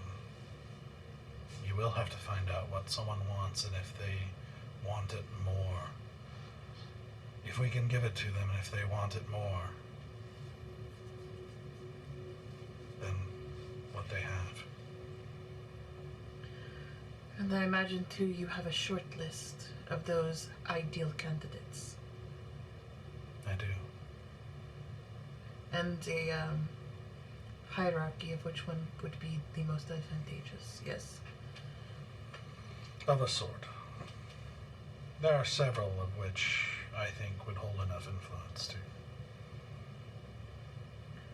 And to have a desired effect. But we can review that later. More importantly, whoever you send in for this mission, you are going to have to trust their judgment unwaveringly. For there will be no one else in there to help make decisions on the fly.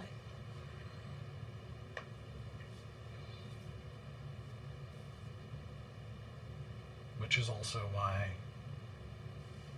I am not the only one in this room. This can't be my own.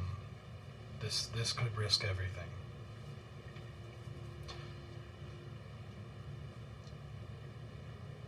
And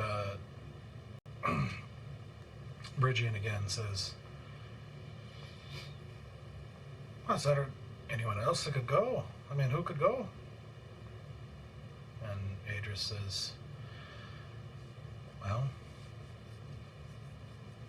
Bridgian and Honorable Sela here will, the Maple Bay guy, will be attending, but they are already under closer scrutiny and suspicion. One of them far more than the other, and Bridgian grins. I and the other leadership are known or wanted, with the exception of Master Alcon,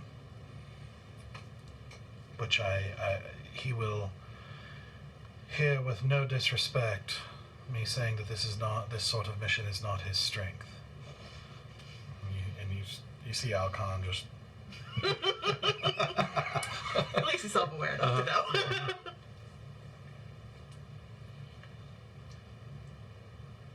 Indeed, you are one of my top considerations. For those of you in the circle who are not familiar, this is a group who calls themselves the Folly of the Dark Dragon, alongside Sarek, another trusted rebel member for a long time.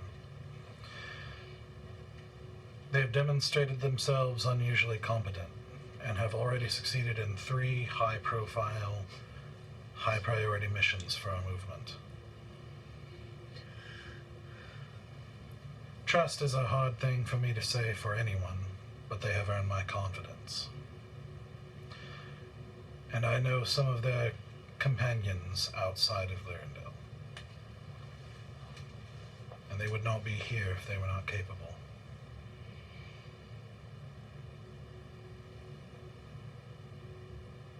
But I will say again, this mission is victory or death, in all likelihood.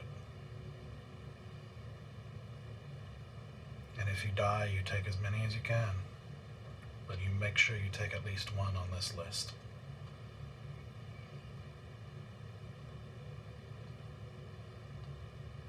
Yep. That's the goal. I know what I'm asking, and I wish that it could be me.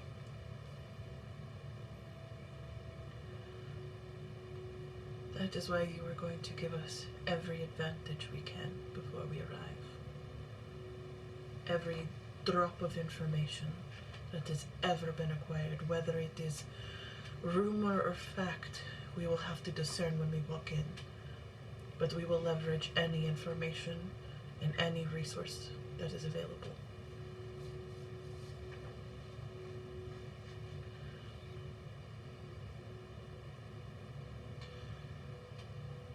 You see,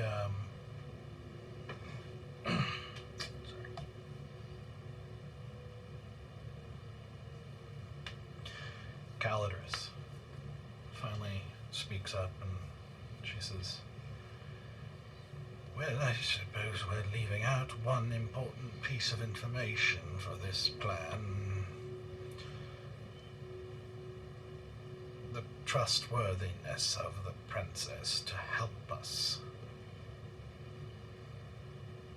Correct. Nader says,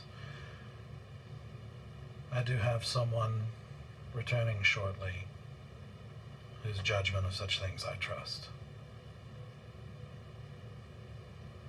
Which the word stands out to you just as he just gave that message about trust. But Calidris just nods and doesn't say anything further.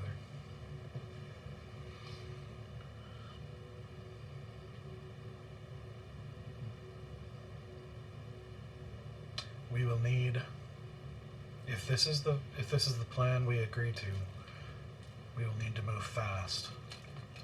Not simply because of the travel time to the City of Unity, but also to minimize the delay of Princess Visette's travel. We're going to have to come up with a cover story. And a good one. Of why her guards are not reporting with her, why she's no longer traveling in her protected wagon, why she's with, for all intents and purposes, strangers.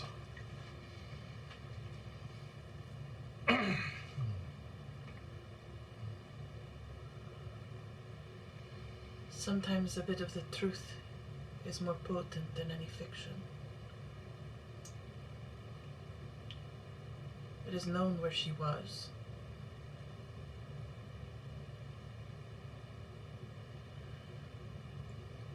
It is not a lie that we met her there.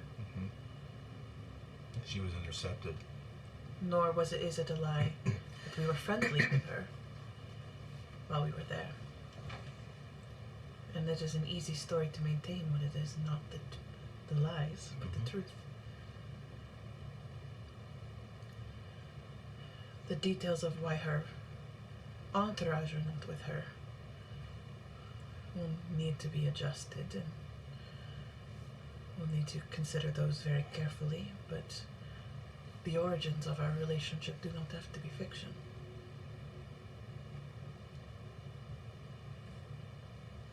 For we were all on vacation at the Bettles.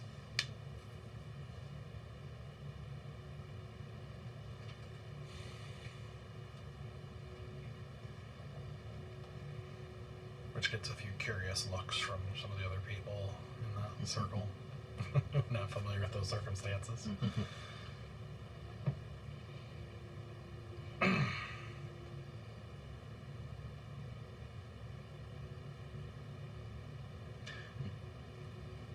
As I said, high risks. But I will open the floor for other ideas as well. But I cannot think of a better use for her or the circumstances at hand, and this window of time for all of these circumstances we've created.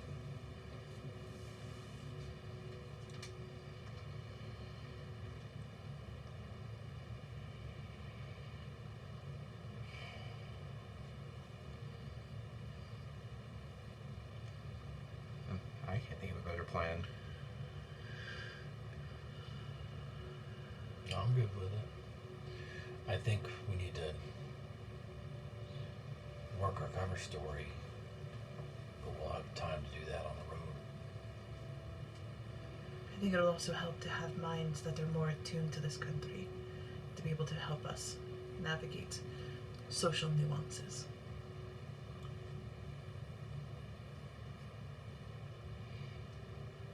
All right. Yeah, we'll need a little training in etiquette. And I whispered to you, do you think your friend would help? She's really charming. And she's a lady. So. I will never say no to her help, but I am not the one who gets to make that decision. Will I bar the question? I had that idea as well, but I don't know how open their country is to outsiders. I don't know. She may be able to help us with the etiquette, but if are these balls, do they ever have outside delegations from other countries? This one in particular, especially. It attracts many of power are invited from all over the continent. Many don't accept because of the nature of Rekindled's situation. Mm-hmm. But anyone with a trade relationship or any other vested interest with Lyrandil might send a representative or some such. Because if we were here as Lady Enthress's entourage and came across the princess in danger Mm-hmm. and rescued her, From those dastardly rebels. might get us right in the front door. And then the princess could help facilitate meetings between Enthress and whoever's on the list. That would be a decision for the leadership and for Enthress, because she would also be a representative of Corondia. Mm-hmm. And subterfuge is one thing, but to be a legitimate voice of Corondia, here under false pretenses, could damage relationships with Lyrandil and Corondia. That's very true. Now granted, the relationship ultimately, hopefully, is this room, Mm-hmm. when we win. But in the interim, I cannot speak for her to put her at risk like that. Should the outcome be not as we had hoped. So that would be her decision to make. If all of you are willing to allow that.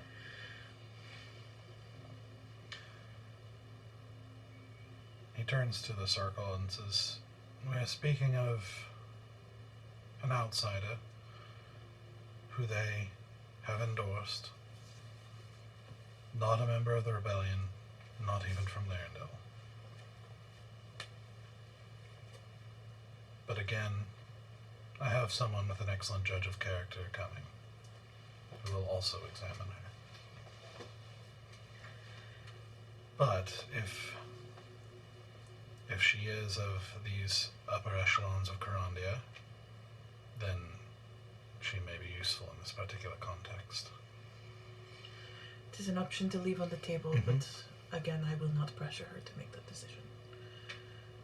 Because it is a risk to ask her to be a part of this, and also she would be assisting in your rebellion, which I understand how important it is.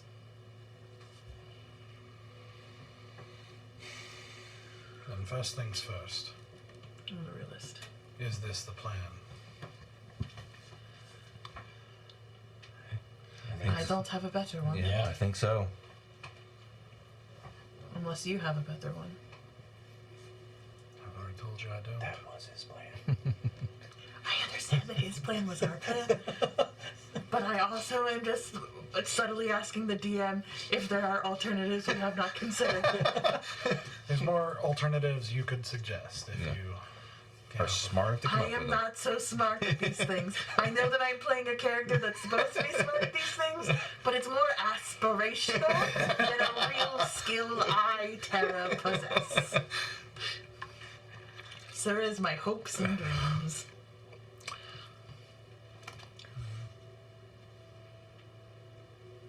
Bridgian says,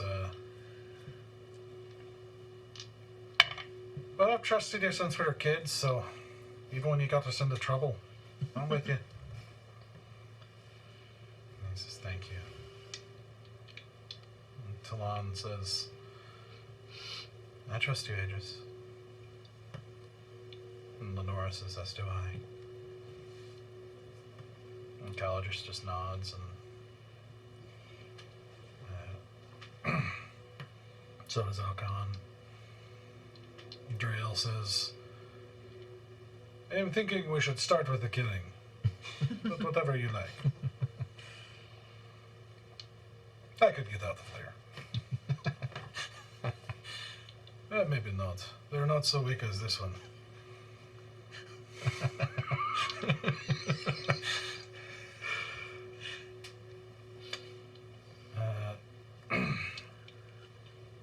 Iblis Rockron says,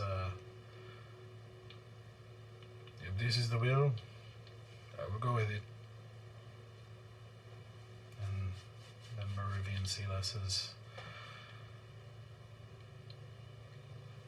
we will wait for word of your victory, and if so, we will continue to observe until the right time to support directly.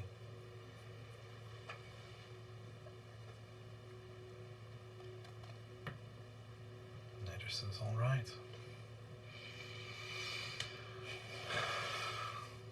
Then,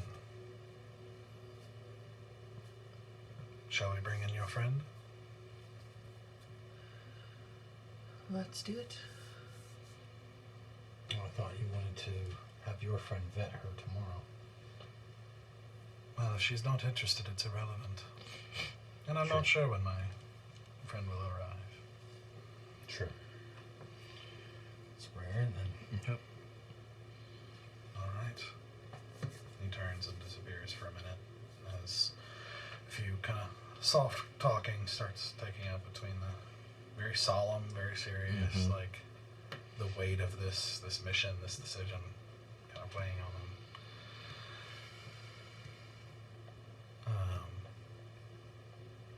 And after a minute, Adris comes back through with Lady Enthress behind him, and he kind of gets, behind his chair that you haven't seen him sit in, at the circle, and just kind of stands beside it with her and introduces her, and perhaps it'd be best for you to introduce her.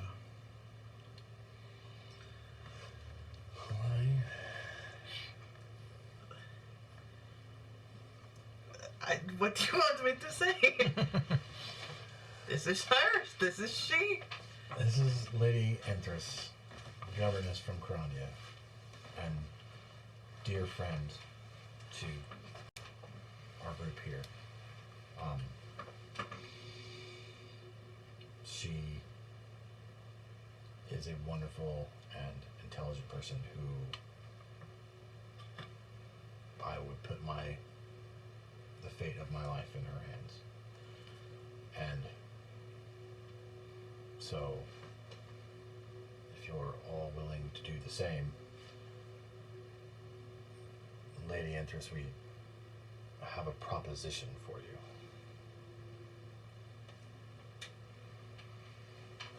But I like being propositioned. I just look around the room to get his reactions. You see a little bit of a grin on a couple of their faces. The rest of them are just gonna. Then I raise an eyebrow back at her before continuing.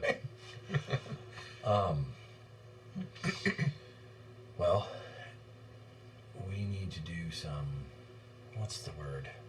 Espionage. Espionage. We have a ticket into the the government of City the of people. Unity. Yes, is having a banquet or gala of harmony, and all the best who's and what's are going to be there, and we would like to get in and try to turn them to our side. And if we can't, there may be a few less attendees.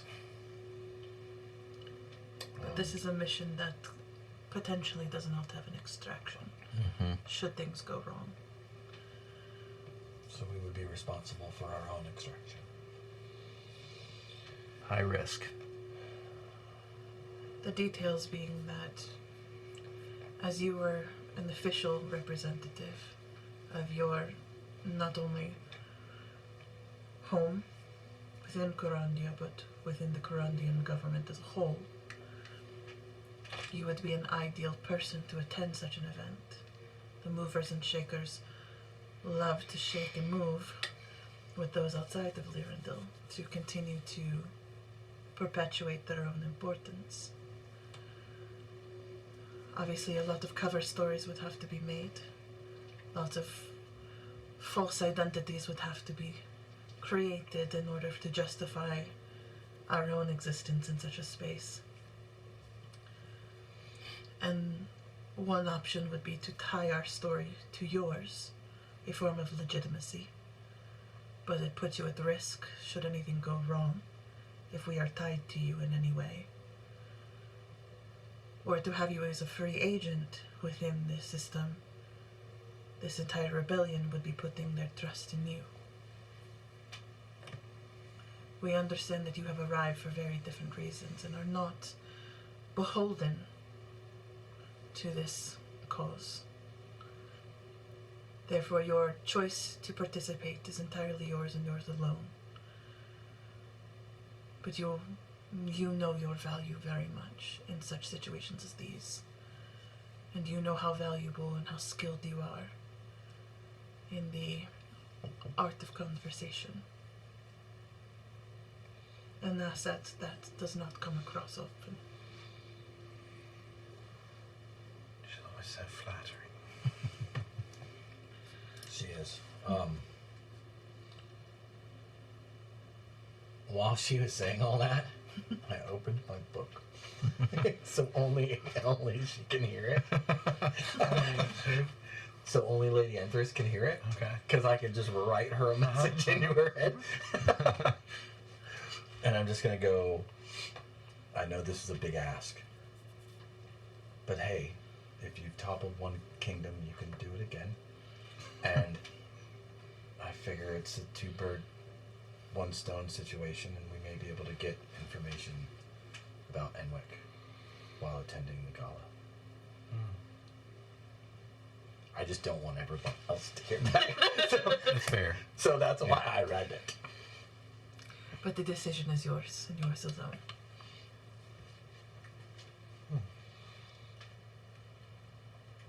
Intriguing. And Adris says, I know you are here looking for information about something. We would all, if we had time to go into the whole story, I think everyone here would agree it'd be better if this person were not in the picture. But that is not our mission, so we don't have time to go into it. But I can imagine no better place to learn rumors and information about what's truly going on in Lyrindil than here. Mutual benefit. So, roll a persuasion check with advantage.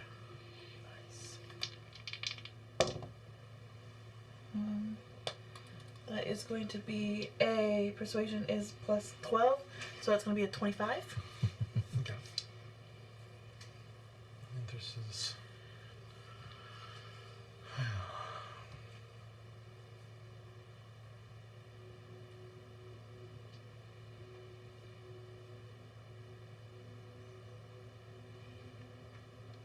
Well, I suppose I can never turn down a good ball. But I will have to have some sort of documentation on my person indicating some sort of lack of knowledge of anything in case... who am I kidding? If violence breaks out, I'll be right there at your side. I only fear what that might do for Carandia. But it is far enough away not to result in immediate war,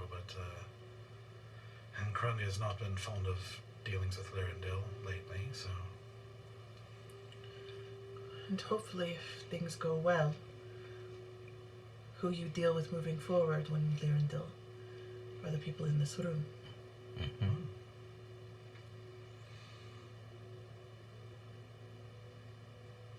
Well, I suppose as for cover stories, I mean, you didn't tell them what happened? We were traveling, if you remember. I had left Carandia on a journey of seeking trade opportunities as well as some vacation. On an extended departure along the coast, and decided to spend some time in the Petals. And while there, our beloved Queen Verissa reached out to me and asked me to go ahead and attend this gala as her representative. And looking for any sort of new trade opportunities that might emerge themselves, especially for one, who has certain mines that are of quite a good value. And when I made sure, wouldn't you know it, we came across a carriage that was attacked, and I guess she doesn't actually know. Yeah, about she this doesn't know part. that Sorry. part. Oops. I was about, Bitch, what That's you know not- it? no, Bitch, that's not- what you know it? I was about to jump in. I was My about bad, to jump in my and bad. finish it. And just be Yeah. like, and don't forget about your new friend that we rescued on the travel. Yes, of course. I forgot her name. Princess. Sister Well, Kiri? No. I don't know if I can say it because he has not divulged to her that we have her in this camp right now. I think you would see I- Enthress be like, not yet. Well, Series of unusual events occurred. you will have to wait to hear the rest of the story. But trust me, you're going to love it. Tantalizing. Well, I suppose I'm in, if you'll have me.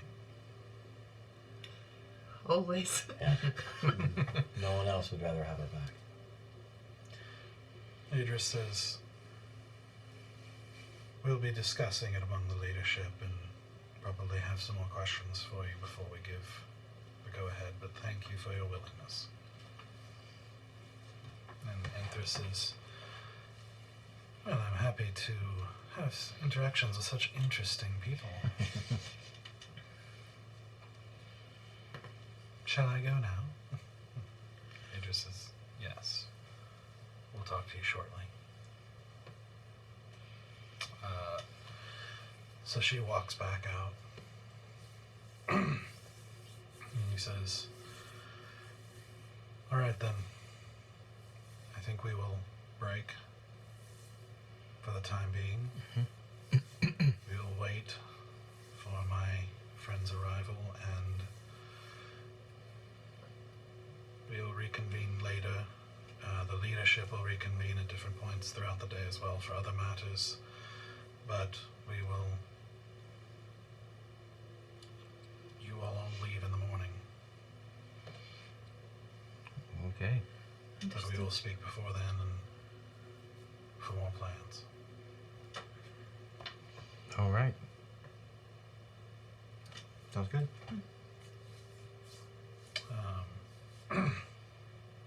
So as they break and they actually allow, I'd say they let Enthress come back in and just kind of talk, and because the leadership wants to talk with her too and everything like that, and a few of them actually grab you too, like the teachers and different things like that, just sort of small talk as you guys continue. Is there anything you want to do in this immediate vicinity here? I do want to ask Lenora something really quick.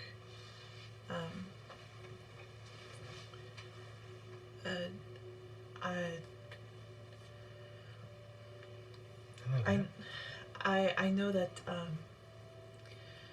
There's still no word yet from the other group that is coming back with food. And obviously, we will be gone by morning. If Resham gets back while we're gone, can you just tell him I said thank you? Of course. I feel like I didn't get the chance to say that before. All right. You're all right, my dear.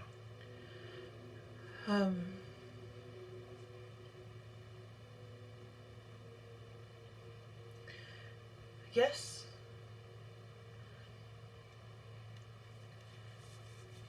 There's also a part of me that is screaming right now on the inside. And it is very loud at the moment. The desire to save oneself, to stay alive. That voice. She's very loud right now.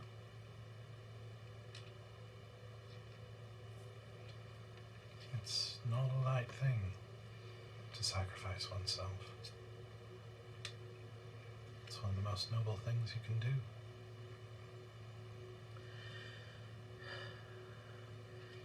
I know I said yes, but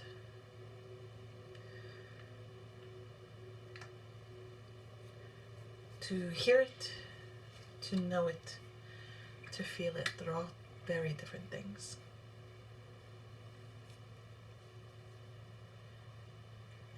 And right now I am riding high on the adrenaline.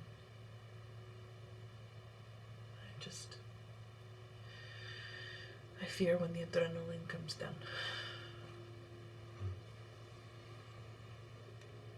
And it will. It always does.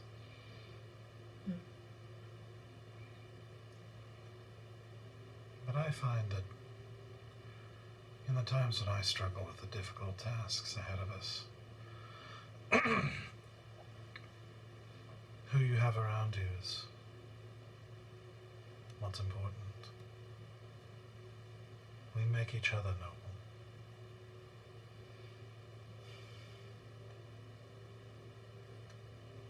Without that, we become selfish, conceited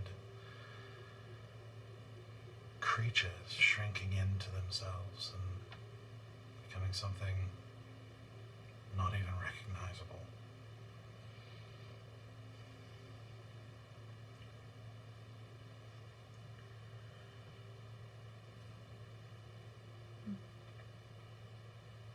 Trust your friends as I trust mine. And if you have room, there are other things worth trusting as well.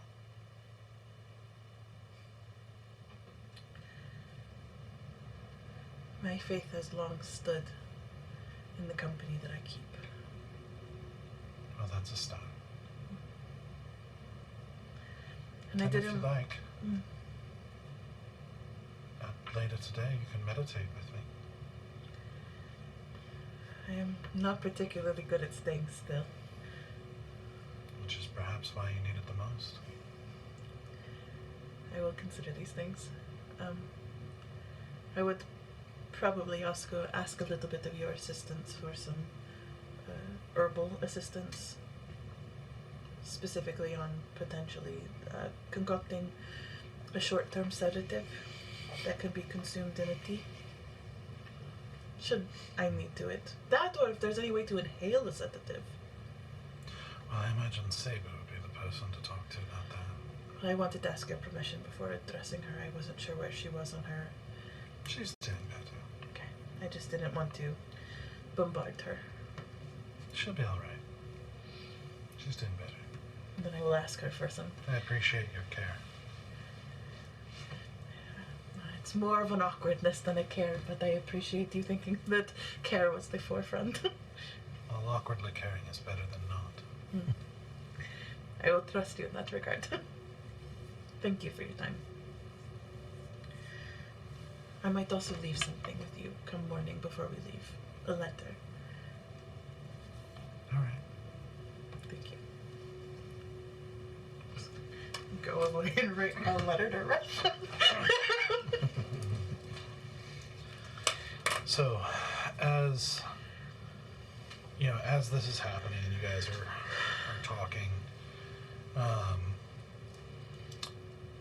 and this is probably more impactful to you, having not seen her work before.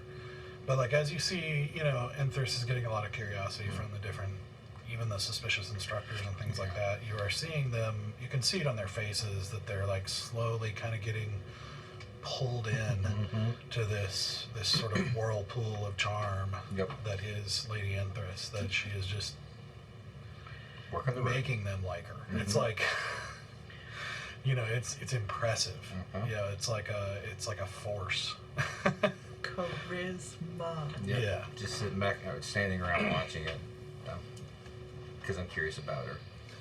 Yeah, and it is kind of a sight to behold. And as she's you know, talking, and at one point, like, you know, she's like everyone, they're kind of moving around as they flip between conversations. She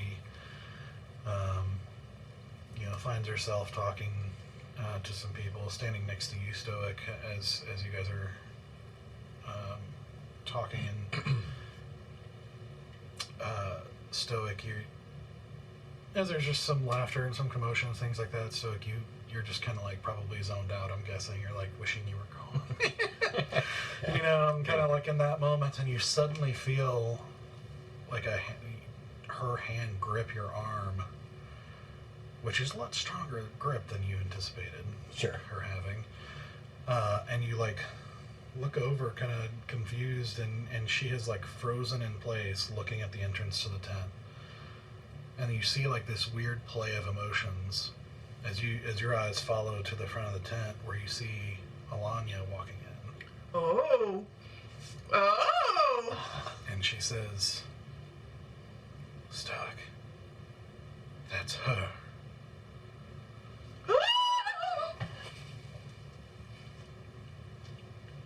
That's her. I thought Edmund was a dude. Wait, Alanya. The one who redeemed me. Oh. Oh! Would you like to meet her? I've met her. She just seems kind of speechless, and you just see this weird, you know, play of emotions. Oh, I'm enjoying the shit out of this. I start to walk in that direction with her. Because she's never rattled, and I am taking full advantage of this one time. Enthress speechless. She just walked out to like level 9 spell over her head, and then a room full of like world leaders. She's like, ah. Right. Yeah, like, no, we're going to drive into this. Let's just start walking that way. So, you know, a fairly small room. You guys would probably see this, you know, watching her in particular, but like seeing this kind of like just, you know, jaw open, like Enthress just being kind of gently led by Stoic. You know, as you still feel her like kind of tight grip on you. Which hurts because as he said, I'm not strong. Yeah, and like I said, it's kind of unnaturally strong. Oh yeah, I'm sure. I'm sure. She's been working out. And you see Alanya at the entrance where Adris has greeted her, and you just kind of has, you know, double-handed greeting kind of going on with her as she's kind of smiling at him. And, you know, Stoic, you approach and suddenly, you know, feel like, what am I doing? This is really stupid. Why am I bringing her? This is really awkward. Like, what am I have this lady on my arm. Like, what is going on? You know, just that huge self-conscious, like, presence that you have around Alanya just hits you. And you're just suddenly now we're very both aware just of standing this. there like... That's so great. Saves back there kind of... Yeah. I know what that is. I'm just mesmerized. Yeah. I probably just, that's about all I get out.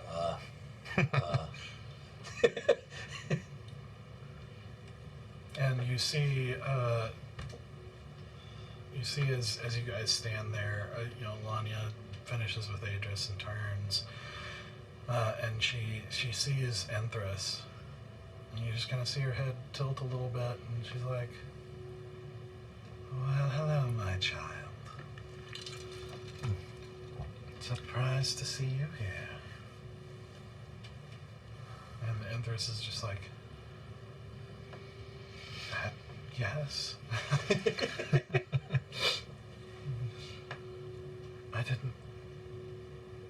I wondered, I didn't think I'd see you again. Melania she's, well, I wasn't certain also, but here we are. And I'm glad for it. You seem to be doing well. Shall we talk? Enthress just nods and so she like goes and like off my shoulder. I wanted to enjoy that, but I was like, she Lanya just leads her out the front, like out into the camp, and like nobody says anything. Which you would highly know. Oh yeah, pretty much nobody, like everybody lets Alanya does what she wants. Even if nobody really knows why. Adris lets her do what she wants. You just, after a while, you're like, this is normal. You just expect this. Yeah.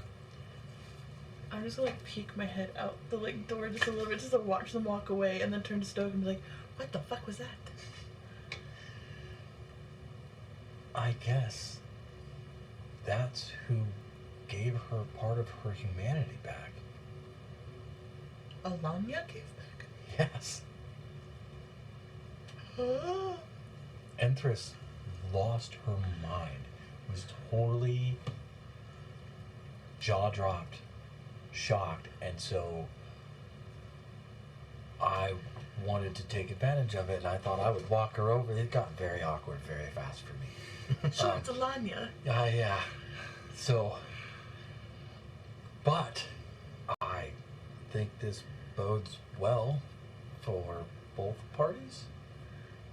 I'm sure. I mean, she's reconnecting with her savior in a sense. And I'm pretty sure she'll get the seal of approval.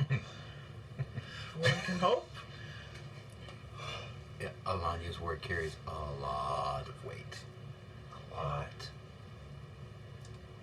At least now they'll believe her story. They know the person that did it. How fucking powerful is Alanya? Very. I mean, what the fuck is she? That is a topic of debate. Lots of bets going on. I have no idea. How long has she been with the rebels? Well, I mean, longer than I have. I'm guessing since the beginning. How long has she been friends with our fearless leader? I'm also guessing since the beginning. That you actually know. Oh, I do know. Okay. Well, they do. Okay. Oh, yeah, that's right, because he told us about when he was a kid and... Yeah, how he like tried to rob her and then immediately after defended her against some... Yeah. Like, and she liked him ever since.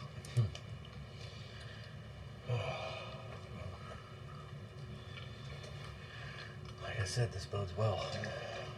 So... I thought Enthress was a complicated person. Jesus Christ.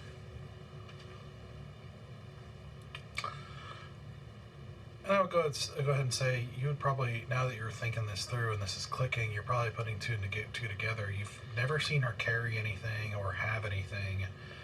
Like, very simply dressed, except for the one long leather thing on her belt, like that snaps closed, some sort of leather holster of some sort. And you remember Enthress saying that she stabbed her in the heart with a thing. long something. I feel like I need a drink. I don't even drink that often, and I suddenly feel a violent need to just drink. Maybe Enthress can answer more questions about Alanya, because I can't get close enough to that woman to ask her anything. I don't know if she can.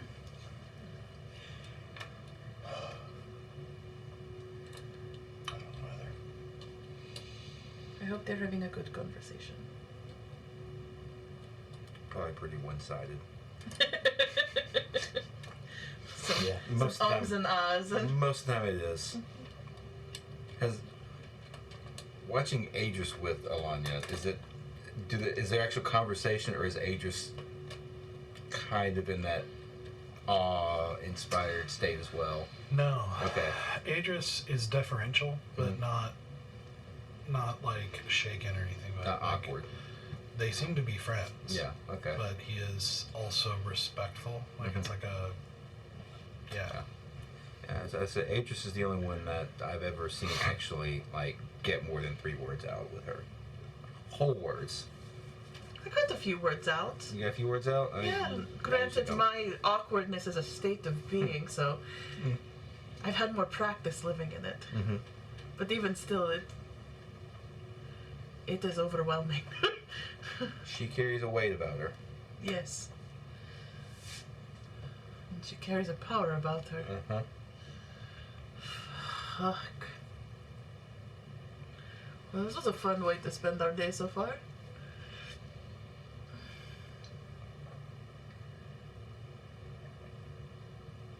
Wow. So, do you think the princess will be on board? She doesn't have a choice. The question is, Someone does. she doesn't. She's never leaving this place if she doesn't agree to it.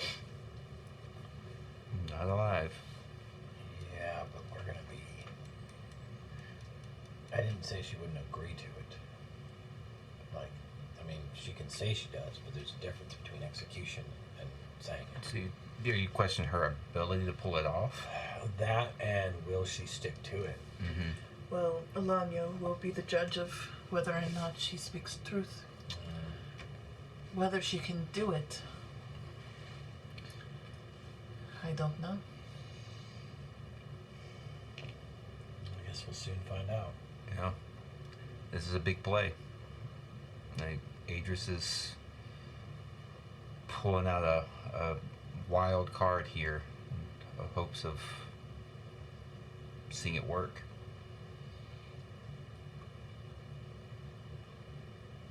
Are you truly okay with the idea that this could potentially be the last mission?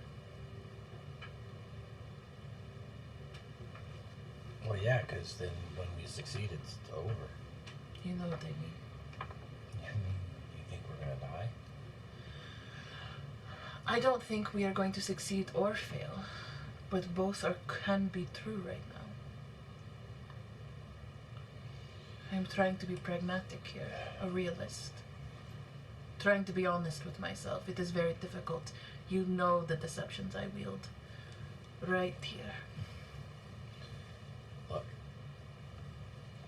it's gonna be hard, just like everything else that we do. And all we can do is move forward. This is our best opportunity,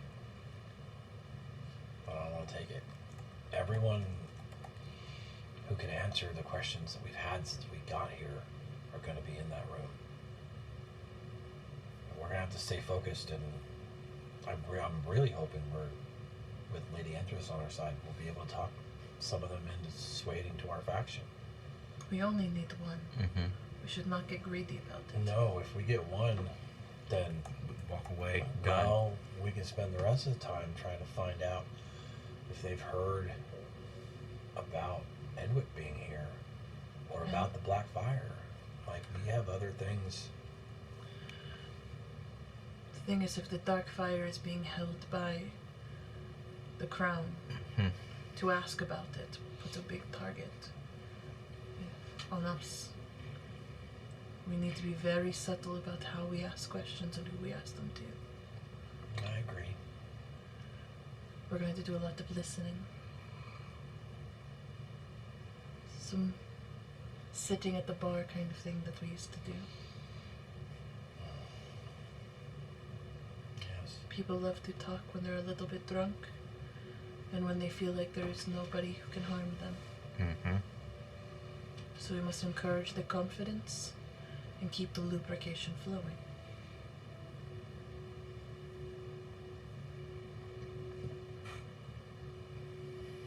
must be very, very friendly.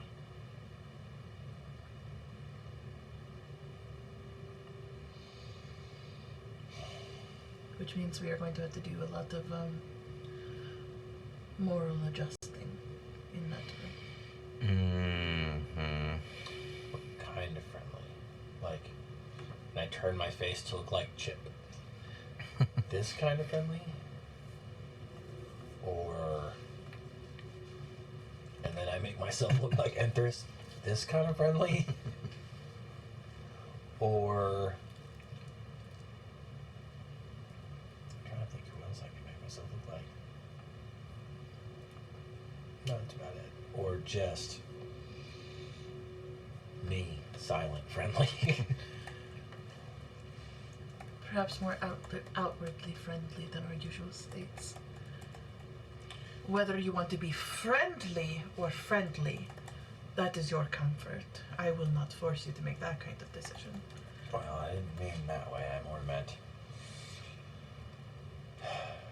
do we need to act like nobles and snooty friendly? That will depend on how we ultimately decide our Do we need to be charming? relationships. Or We should do- always be charming. Or do we need to be Uh-oh. silly? I'm not charming, so. Well, that will ultimately decide what our relationships are going to be when we get there and what our cover stories are. Yeah, I think essentially she's saying that we're going to be in the minority as far as how they view the morality of this rebellion, and we need to not. And the morality of a lot of other things. Yes. And what I am saying is we cannot let our real selves show through it. Uh-huh. I am at the greater disadvantage because you have the luxury of hiding your face, So do you? but mine is beholden to things I cannot control. If I turn that crown on, I don't know what I am going to become.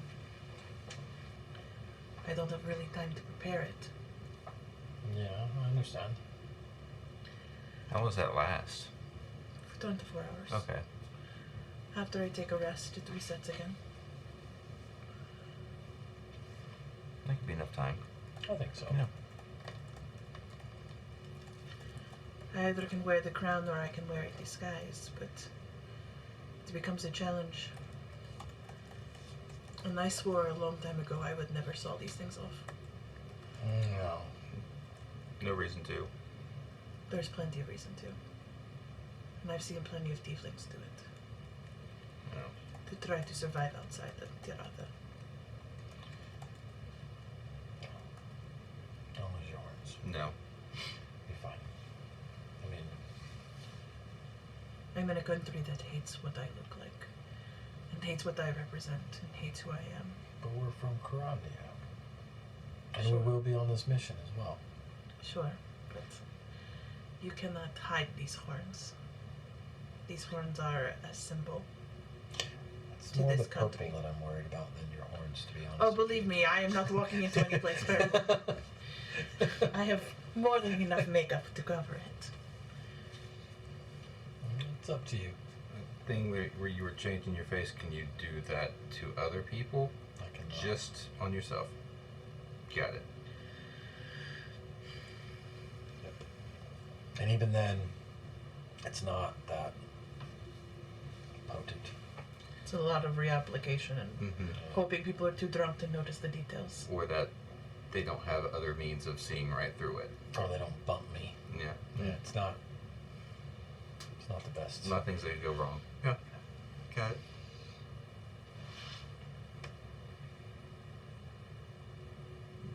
We're probably not to get dressed up.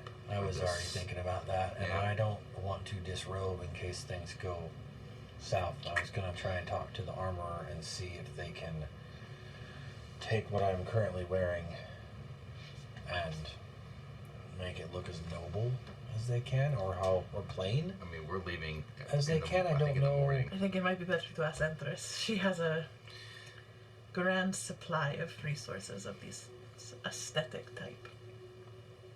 Maybe she's living out of a An infinite room of that infinite. nothing can leave. Mm-hmm. Yeah, but she knows the resource. She has resources outside of that room. I mean, I know about she's that. got someone that can is powerful enough to create that. Plus, she space. literally just said she's getting more dresses. That's fine. So maybe her servant companion might have the power to help us out in that regard. Well, we'll see. But we're definitely gonna have to either dress up or down. I don't. What does a party of equal people royals look like? You're asking the wrong person. I mean, is it like a military ball where people just show up in like, In their dress but they're all uniforms. in the same thing, you know? Because that would be equal. This country is not equal. It lies and Yeah, says it But is. they but have it to is not. pretend it is, so that's what I'm curious about. Well, the princess would probably have a better answer for that than the rest of us, as she has probably attended a few in her Mhm. time. And they're pretending with each other, so they're not pretending for the rags out there. It's all the That's the true. riches. Probably a little less pretense than normal. I mean, still plenty of pretense. Sure.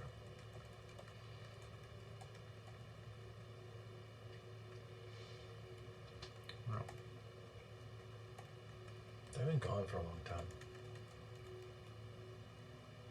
They'll be okay.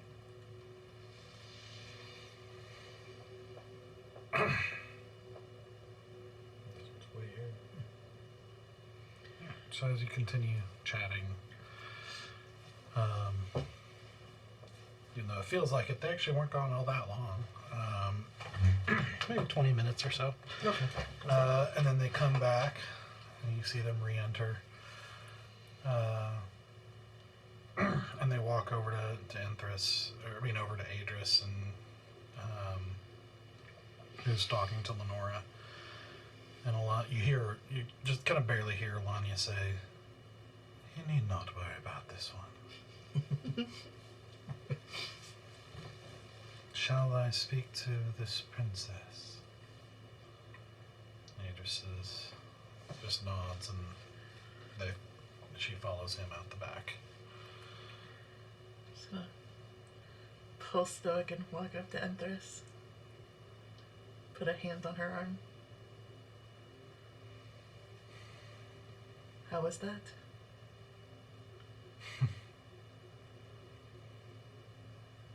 Strange, lovely, scary. I don't know if there were many emotions I didn't feel, honestly. I never thought I'd see her again.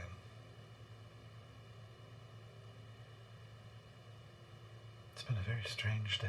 Yes. And all because of the roll of the dice. Well, she does have a knack for getting lucky. Mm. Thank you. Of course.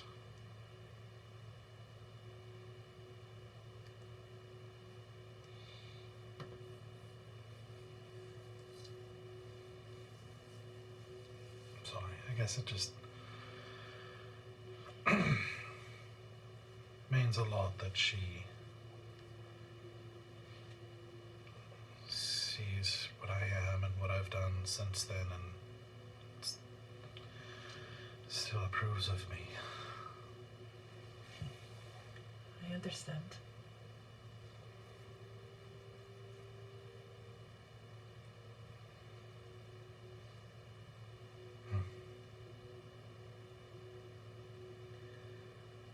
I'm just gonna hook her hand over my arm and I walk her back to her magic door. She does say, like, really, I'm fine. Sure, but I just want to hold your arm. Stoic said you all to himself. Well, all right. She is something, though.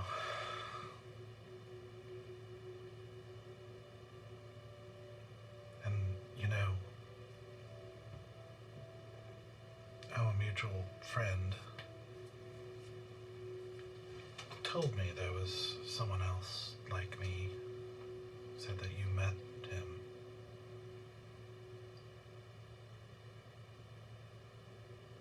vampire.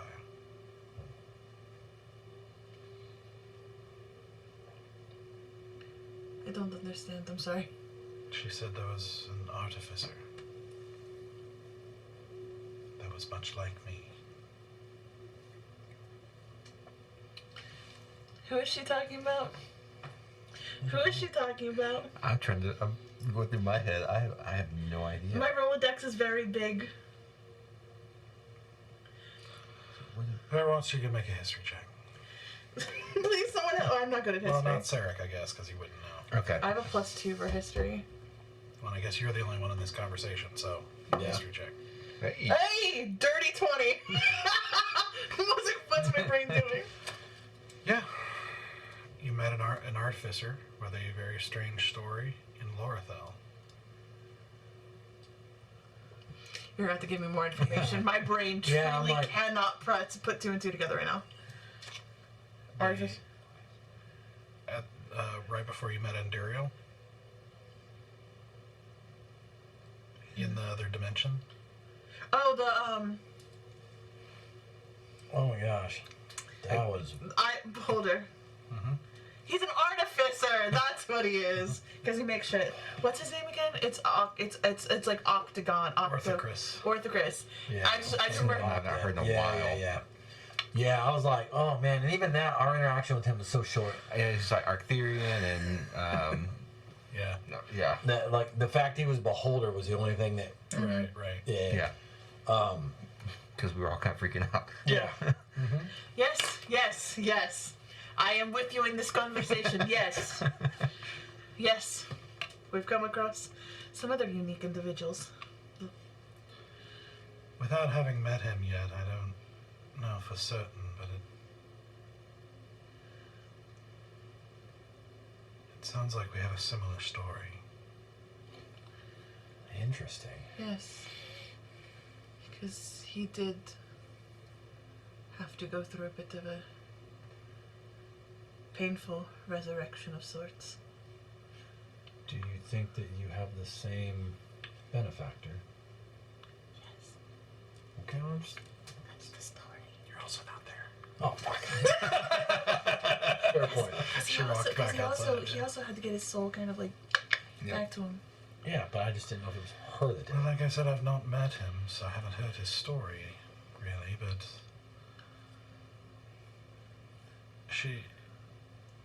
our friend doesn't strike me as someone who says something without purpose. I do agree. You probably have a lot more in common than not in that regard. I should like to know more about that. She didn't tell me everything about what you all are involved in, but she told me some. And she invited me. Oh. But I had unfinished business. Understood. If you do ever change your mind, though, and we are nearby, I can help with the introductions. We'll see how this goes. Of course.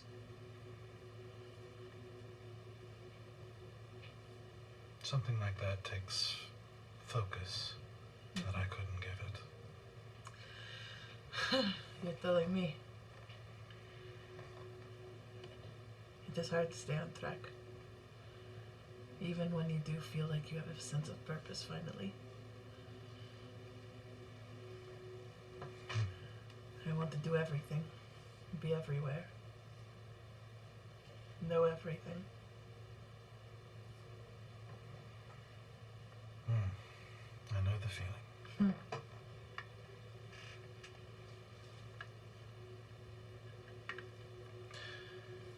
Well, I guess we'll be getting back together soon to do some planning, perhaps. Yes, and I can help a little bit with getting at least my alias under control. If we need to push me in any particular direction, we have about a week to make it happen, and A week is about all I need to A create week on the road. I understand we could probably get there faster, but it'll be good to give us a bit of time to prep. As best we can, anyway. Of course. And I had mentioned it before you were in the room, but,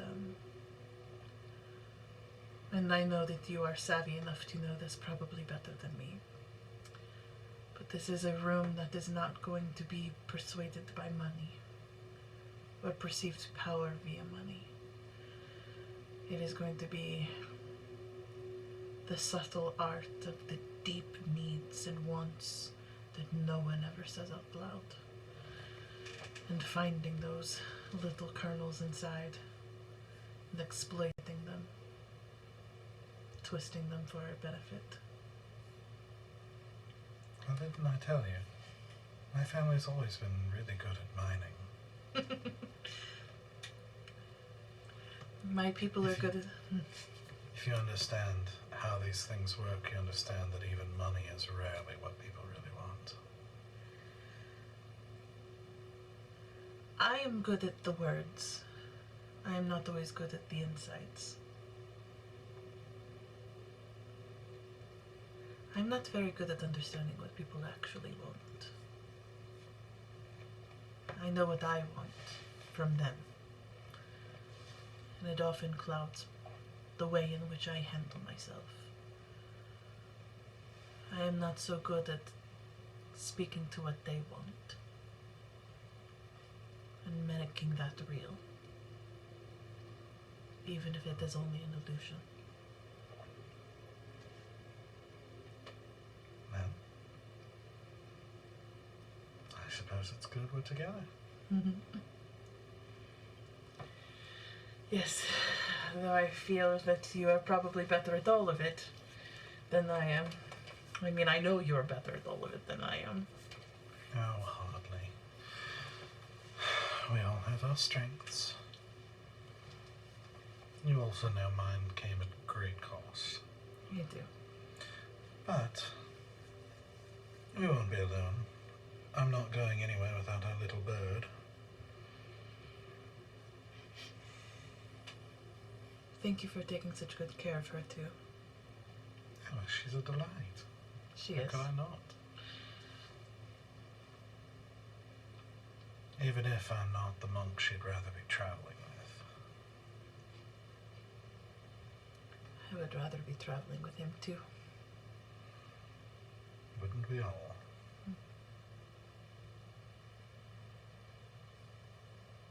But that's a fight I don't think I'll win.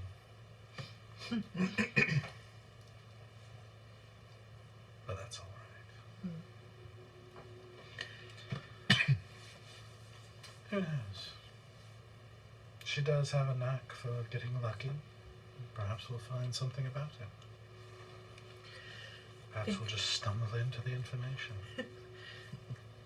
If anyone was to stumble into it, it would be her. It is quite fun. I will leave you to it. I have taken up so much of your time. All right.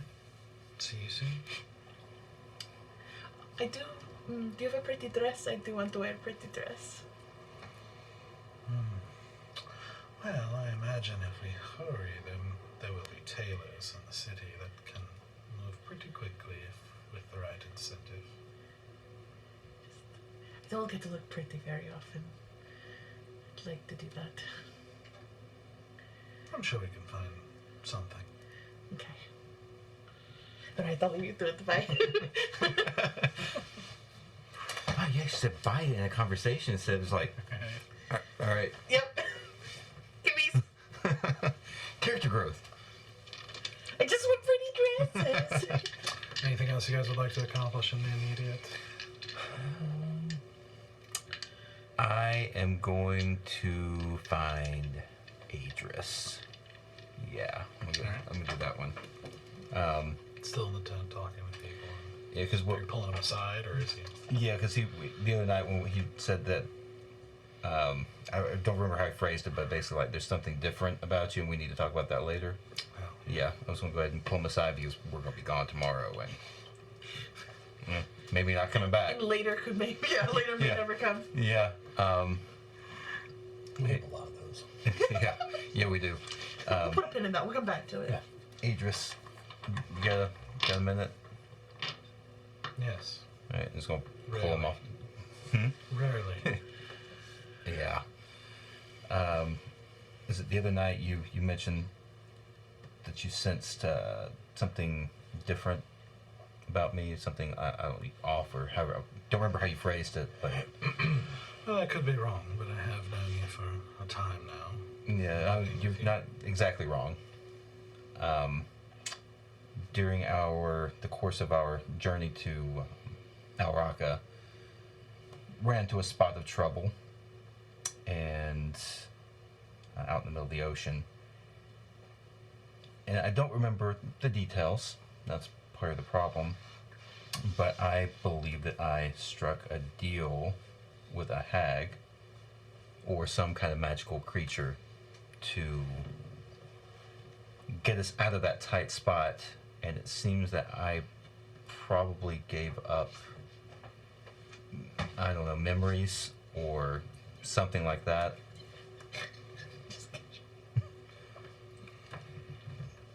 Been trying to Can't live for a remember while what we now. forgot.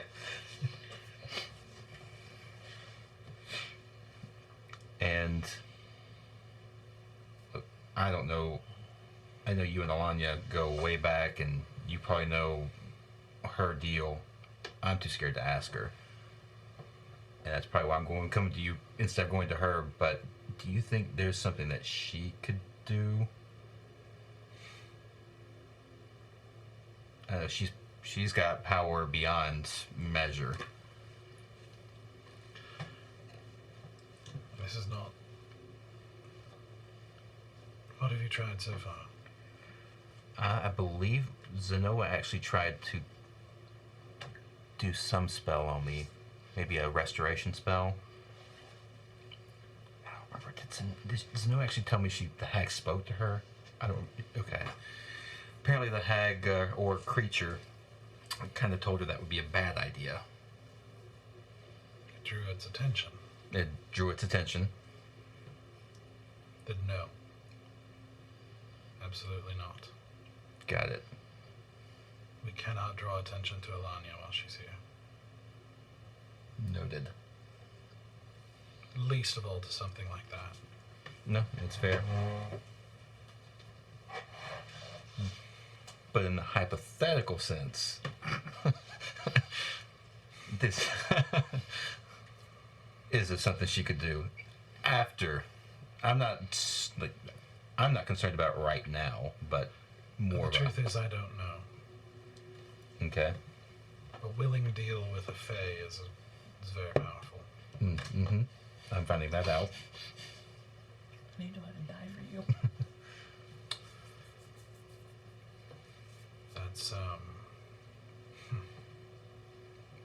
Well, maybe you can relay that to her and just kind of get a sense. And I actually kind of go into, I explain.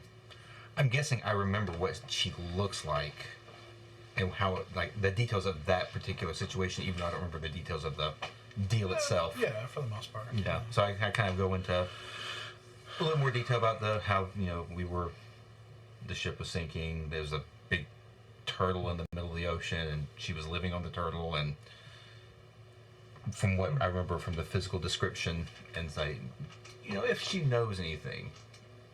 Yeah, but she doesn't really seem like he doesn't seem intrigued or anything by the whole weird description of it. Oh, But he does say, like, It's Idris's. it is rather intriguing that they were outright about it. Hags are known for making deals and for suffering. It's what they feed off of. But it is interesting that this one, or ones, if they did refer to themselves in the plural, were very straightforward about it. Suffering for what you want. It's It's an intriguing approach. But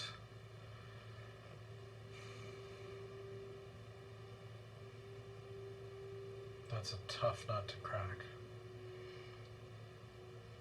You could try to find something they want more Mm-hmm. in exchange. But considering what they want, it would undoubtedly mean more suffering for someone.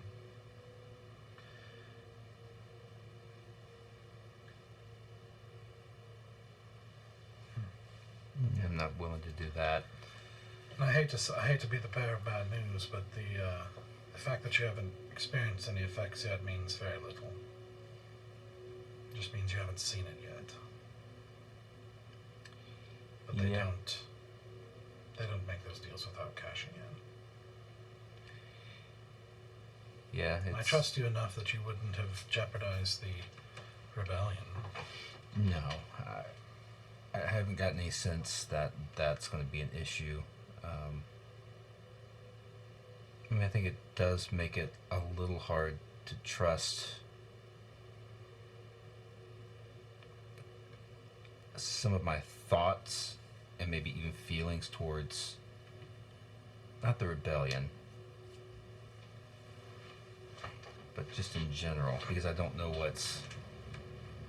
I'm starting to question what's true and not. Did I make some deal that changed something else that I'm just not aware of?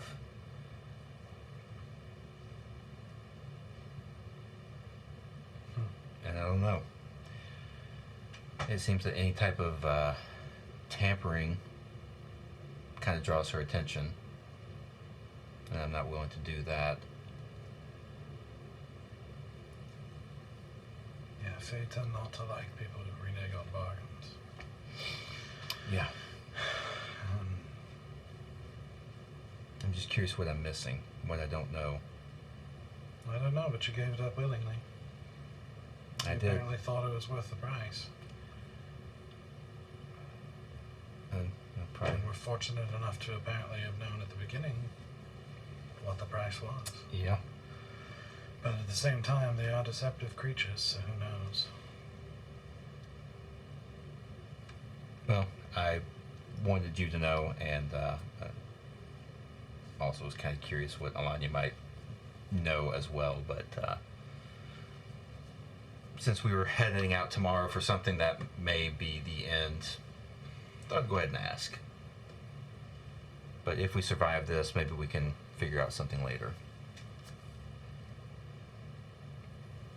Well, and thank you for telling me. Of course. And thank you for being willing to do what it takes to get the job done. Well, you know me, I like a good challenge. The higher the risk, the higher the glory. Well, you're in the wrong rebellion for glory, Yeah, but I'll remember it. that actually means a lot. All right. I'm gonna head out. Thank you Alright. for your time. Thank you. Welcome back toward the tent. He goes back into and then kind of goes to the back where there's some other rebels who have kind of made their way in with different dispatches and papers and things like that for him to start looking over, and while the rest of the leadership still is kind of hanging around talking, and there's a lot to talk about, so they're all kind of buzzing. Anything else you guys want to accomplish in this near future here? I know Zenoa probably has a lot of stuff, but I'm I just know. Yeah. Yeah.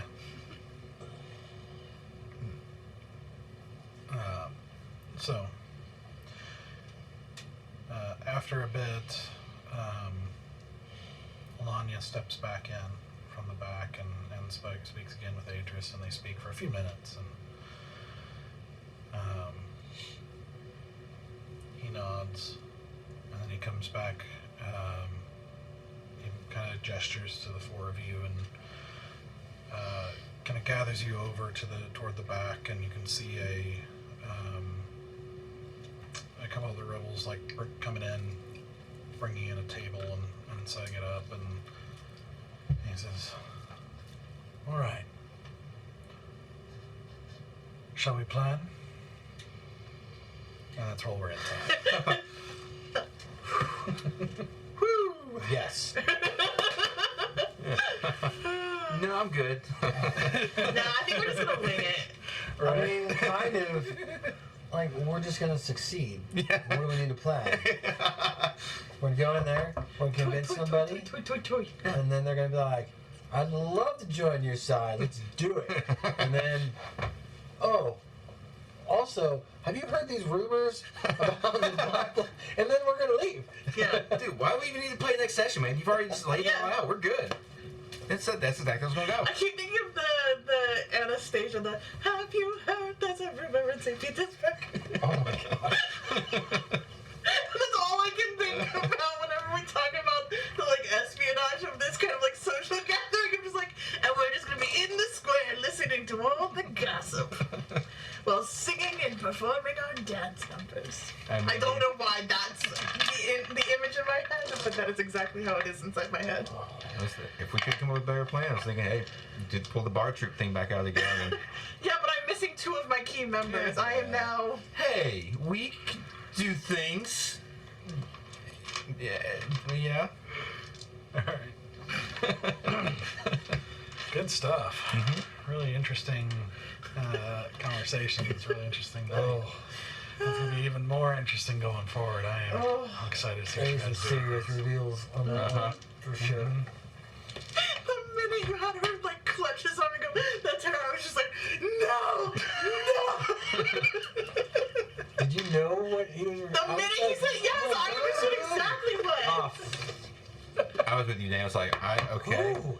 Yeah. I figured. I was here because suddenly I was like, I remembered the description that she had because we were talking about the woman, and I was like, oh yeah, she was this woman, blah blah blah, and then I remembered how you described Alanya, and I was like, Wait a second. wait a second. In my head, they weren't human. Okay, it wasn't. Yeah, like, well, we don't know if Alanya is human. that's very true. She Yeah. appears human. Yeah. And she said that she appeared as a woman when it happened to her. Mm-hmm.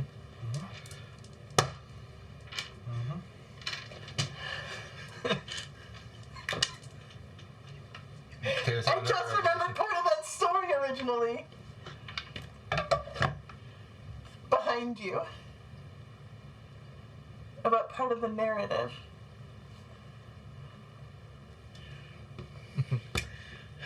Off camera. Off camera. Yeah, we'll figure that out. Okay, so I'm really excited to see what you guys do with this going forward. This is gonna be really cool. We will be back next week. Yep. And hopefully Zeno will be able to join us as well. She had sick little kidlins, so we will be back next week. See you then. Bye. Goodbye. Goodbye.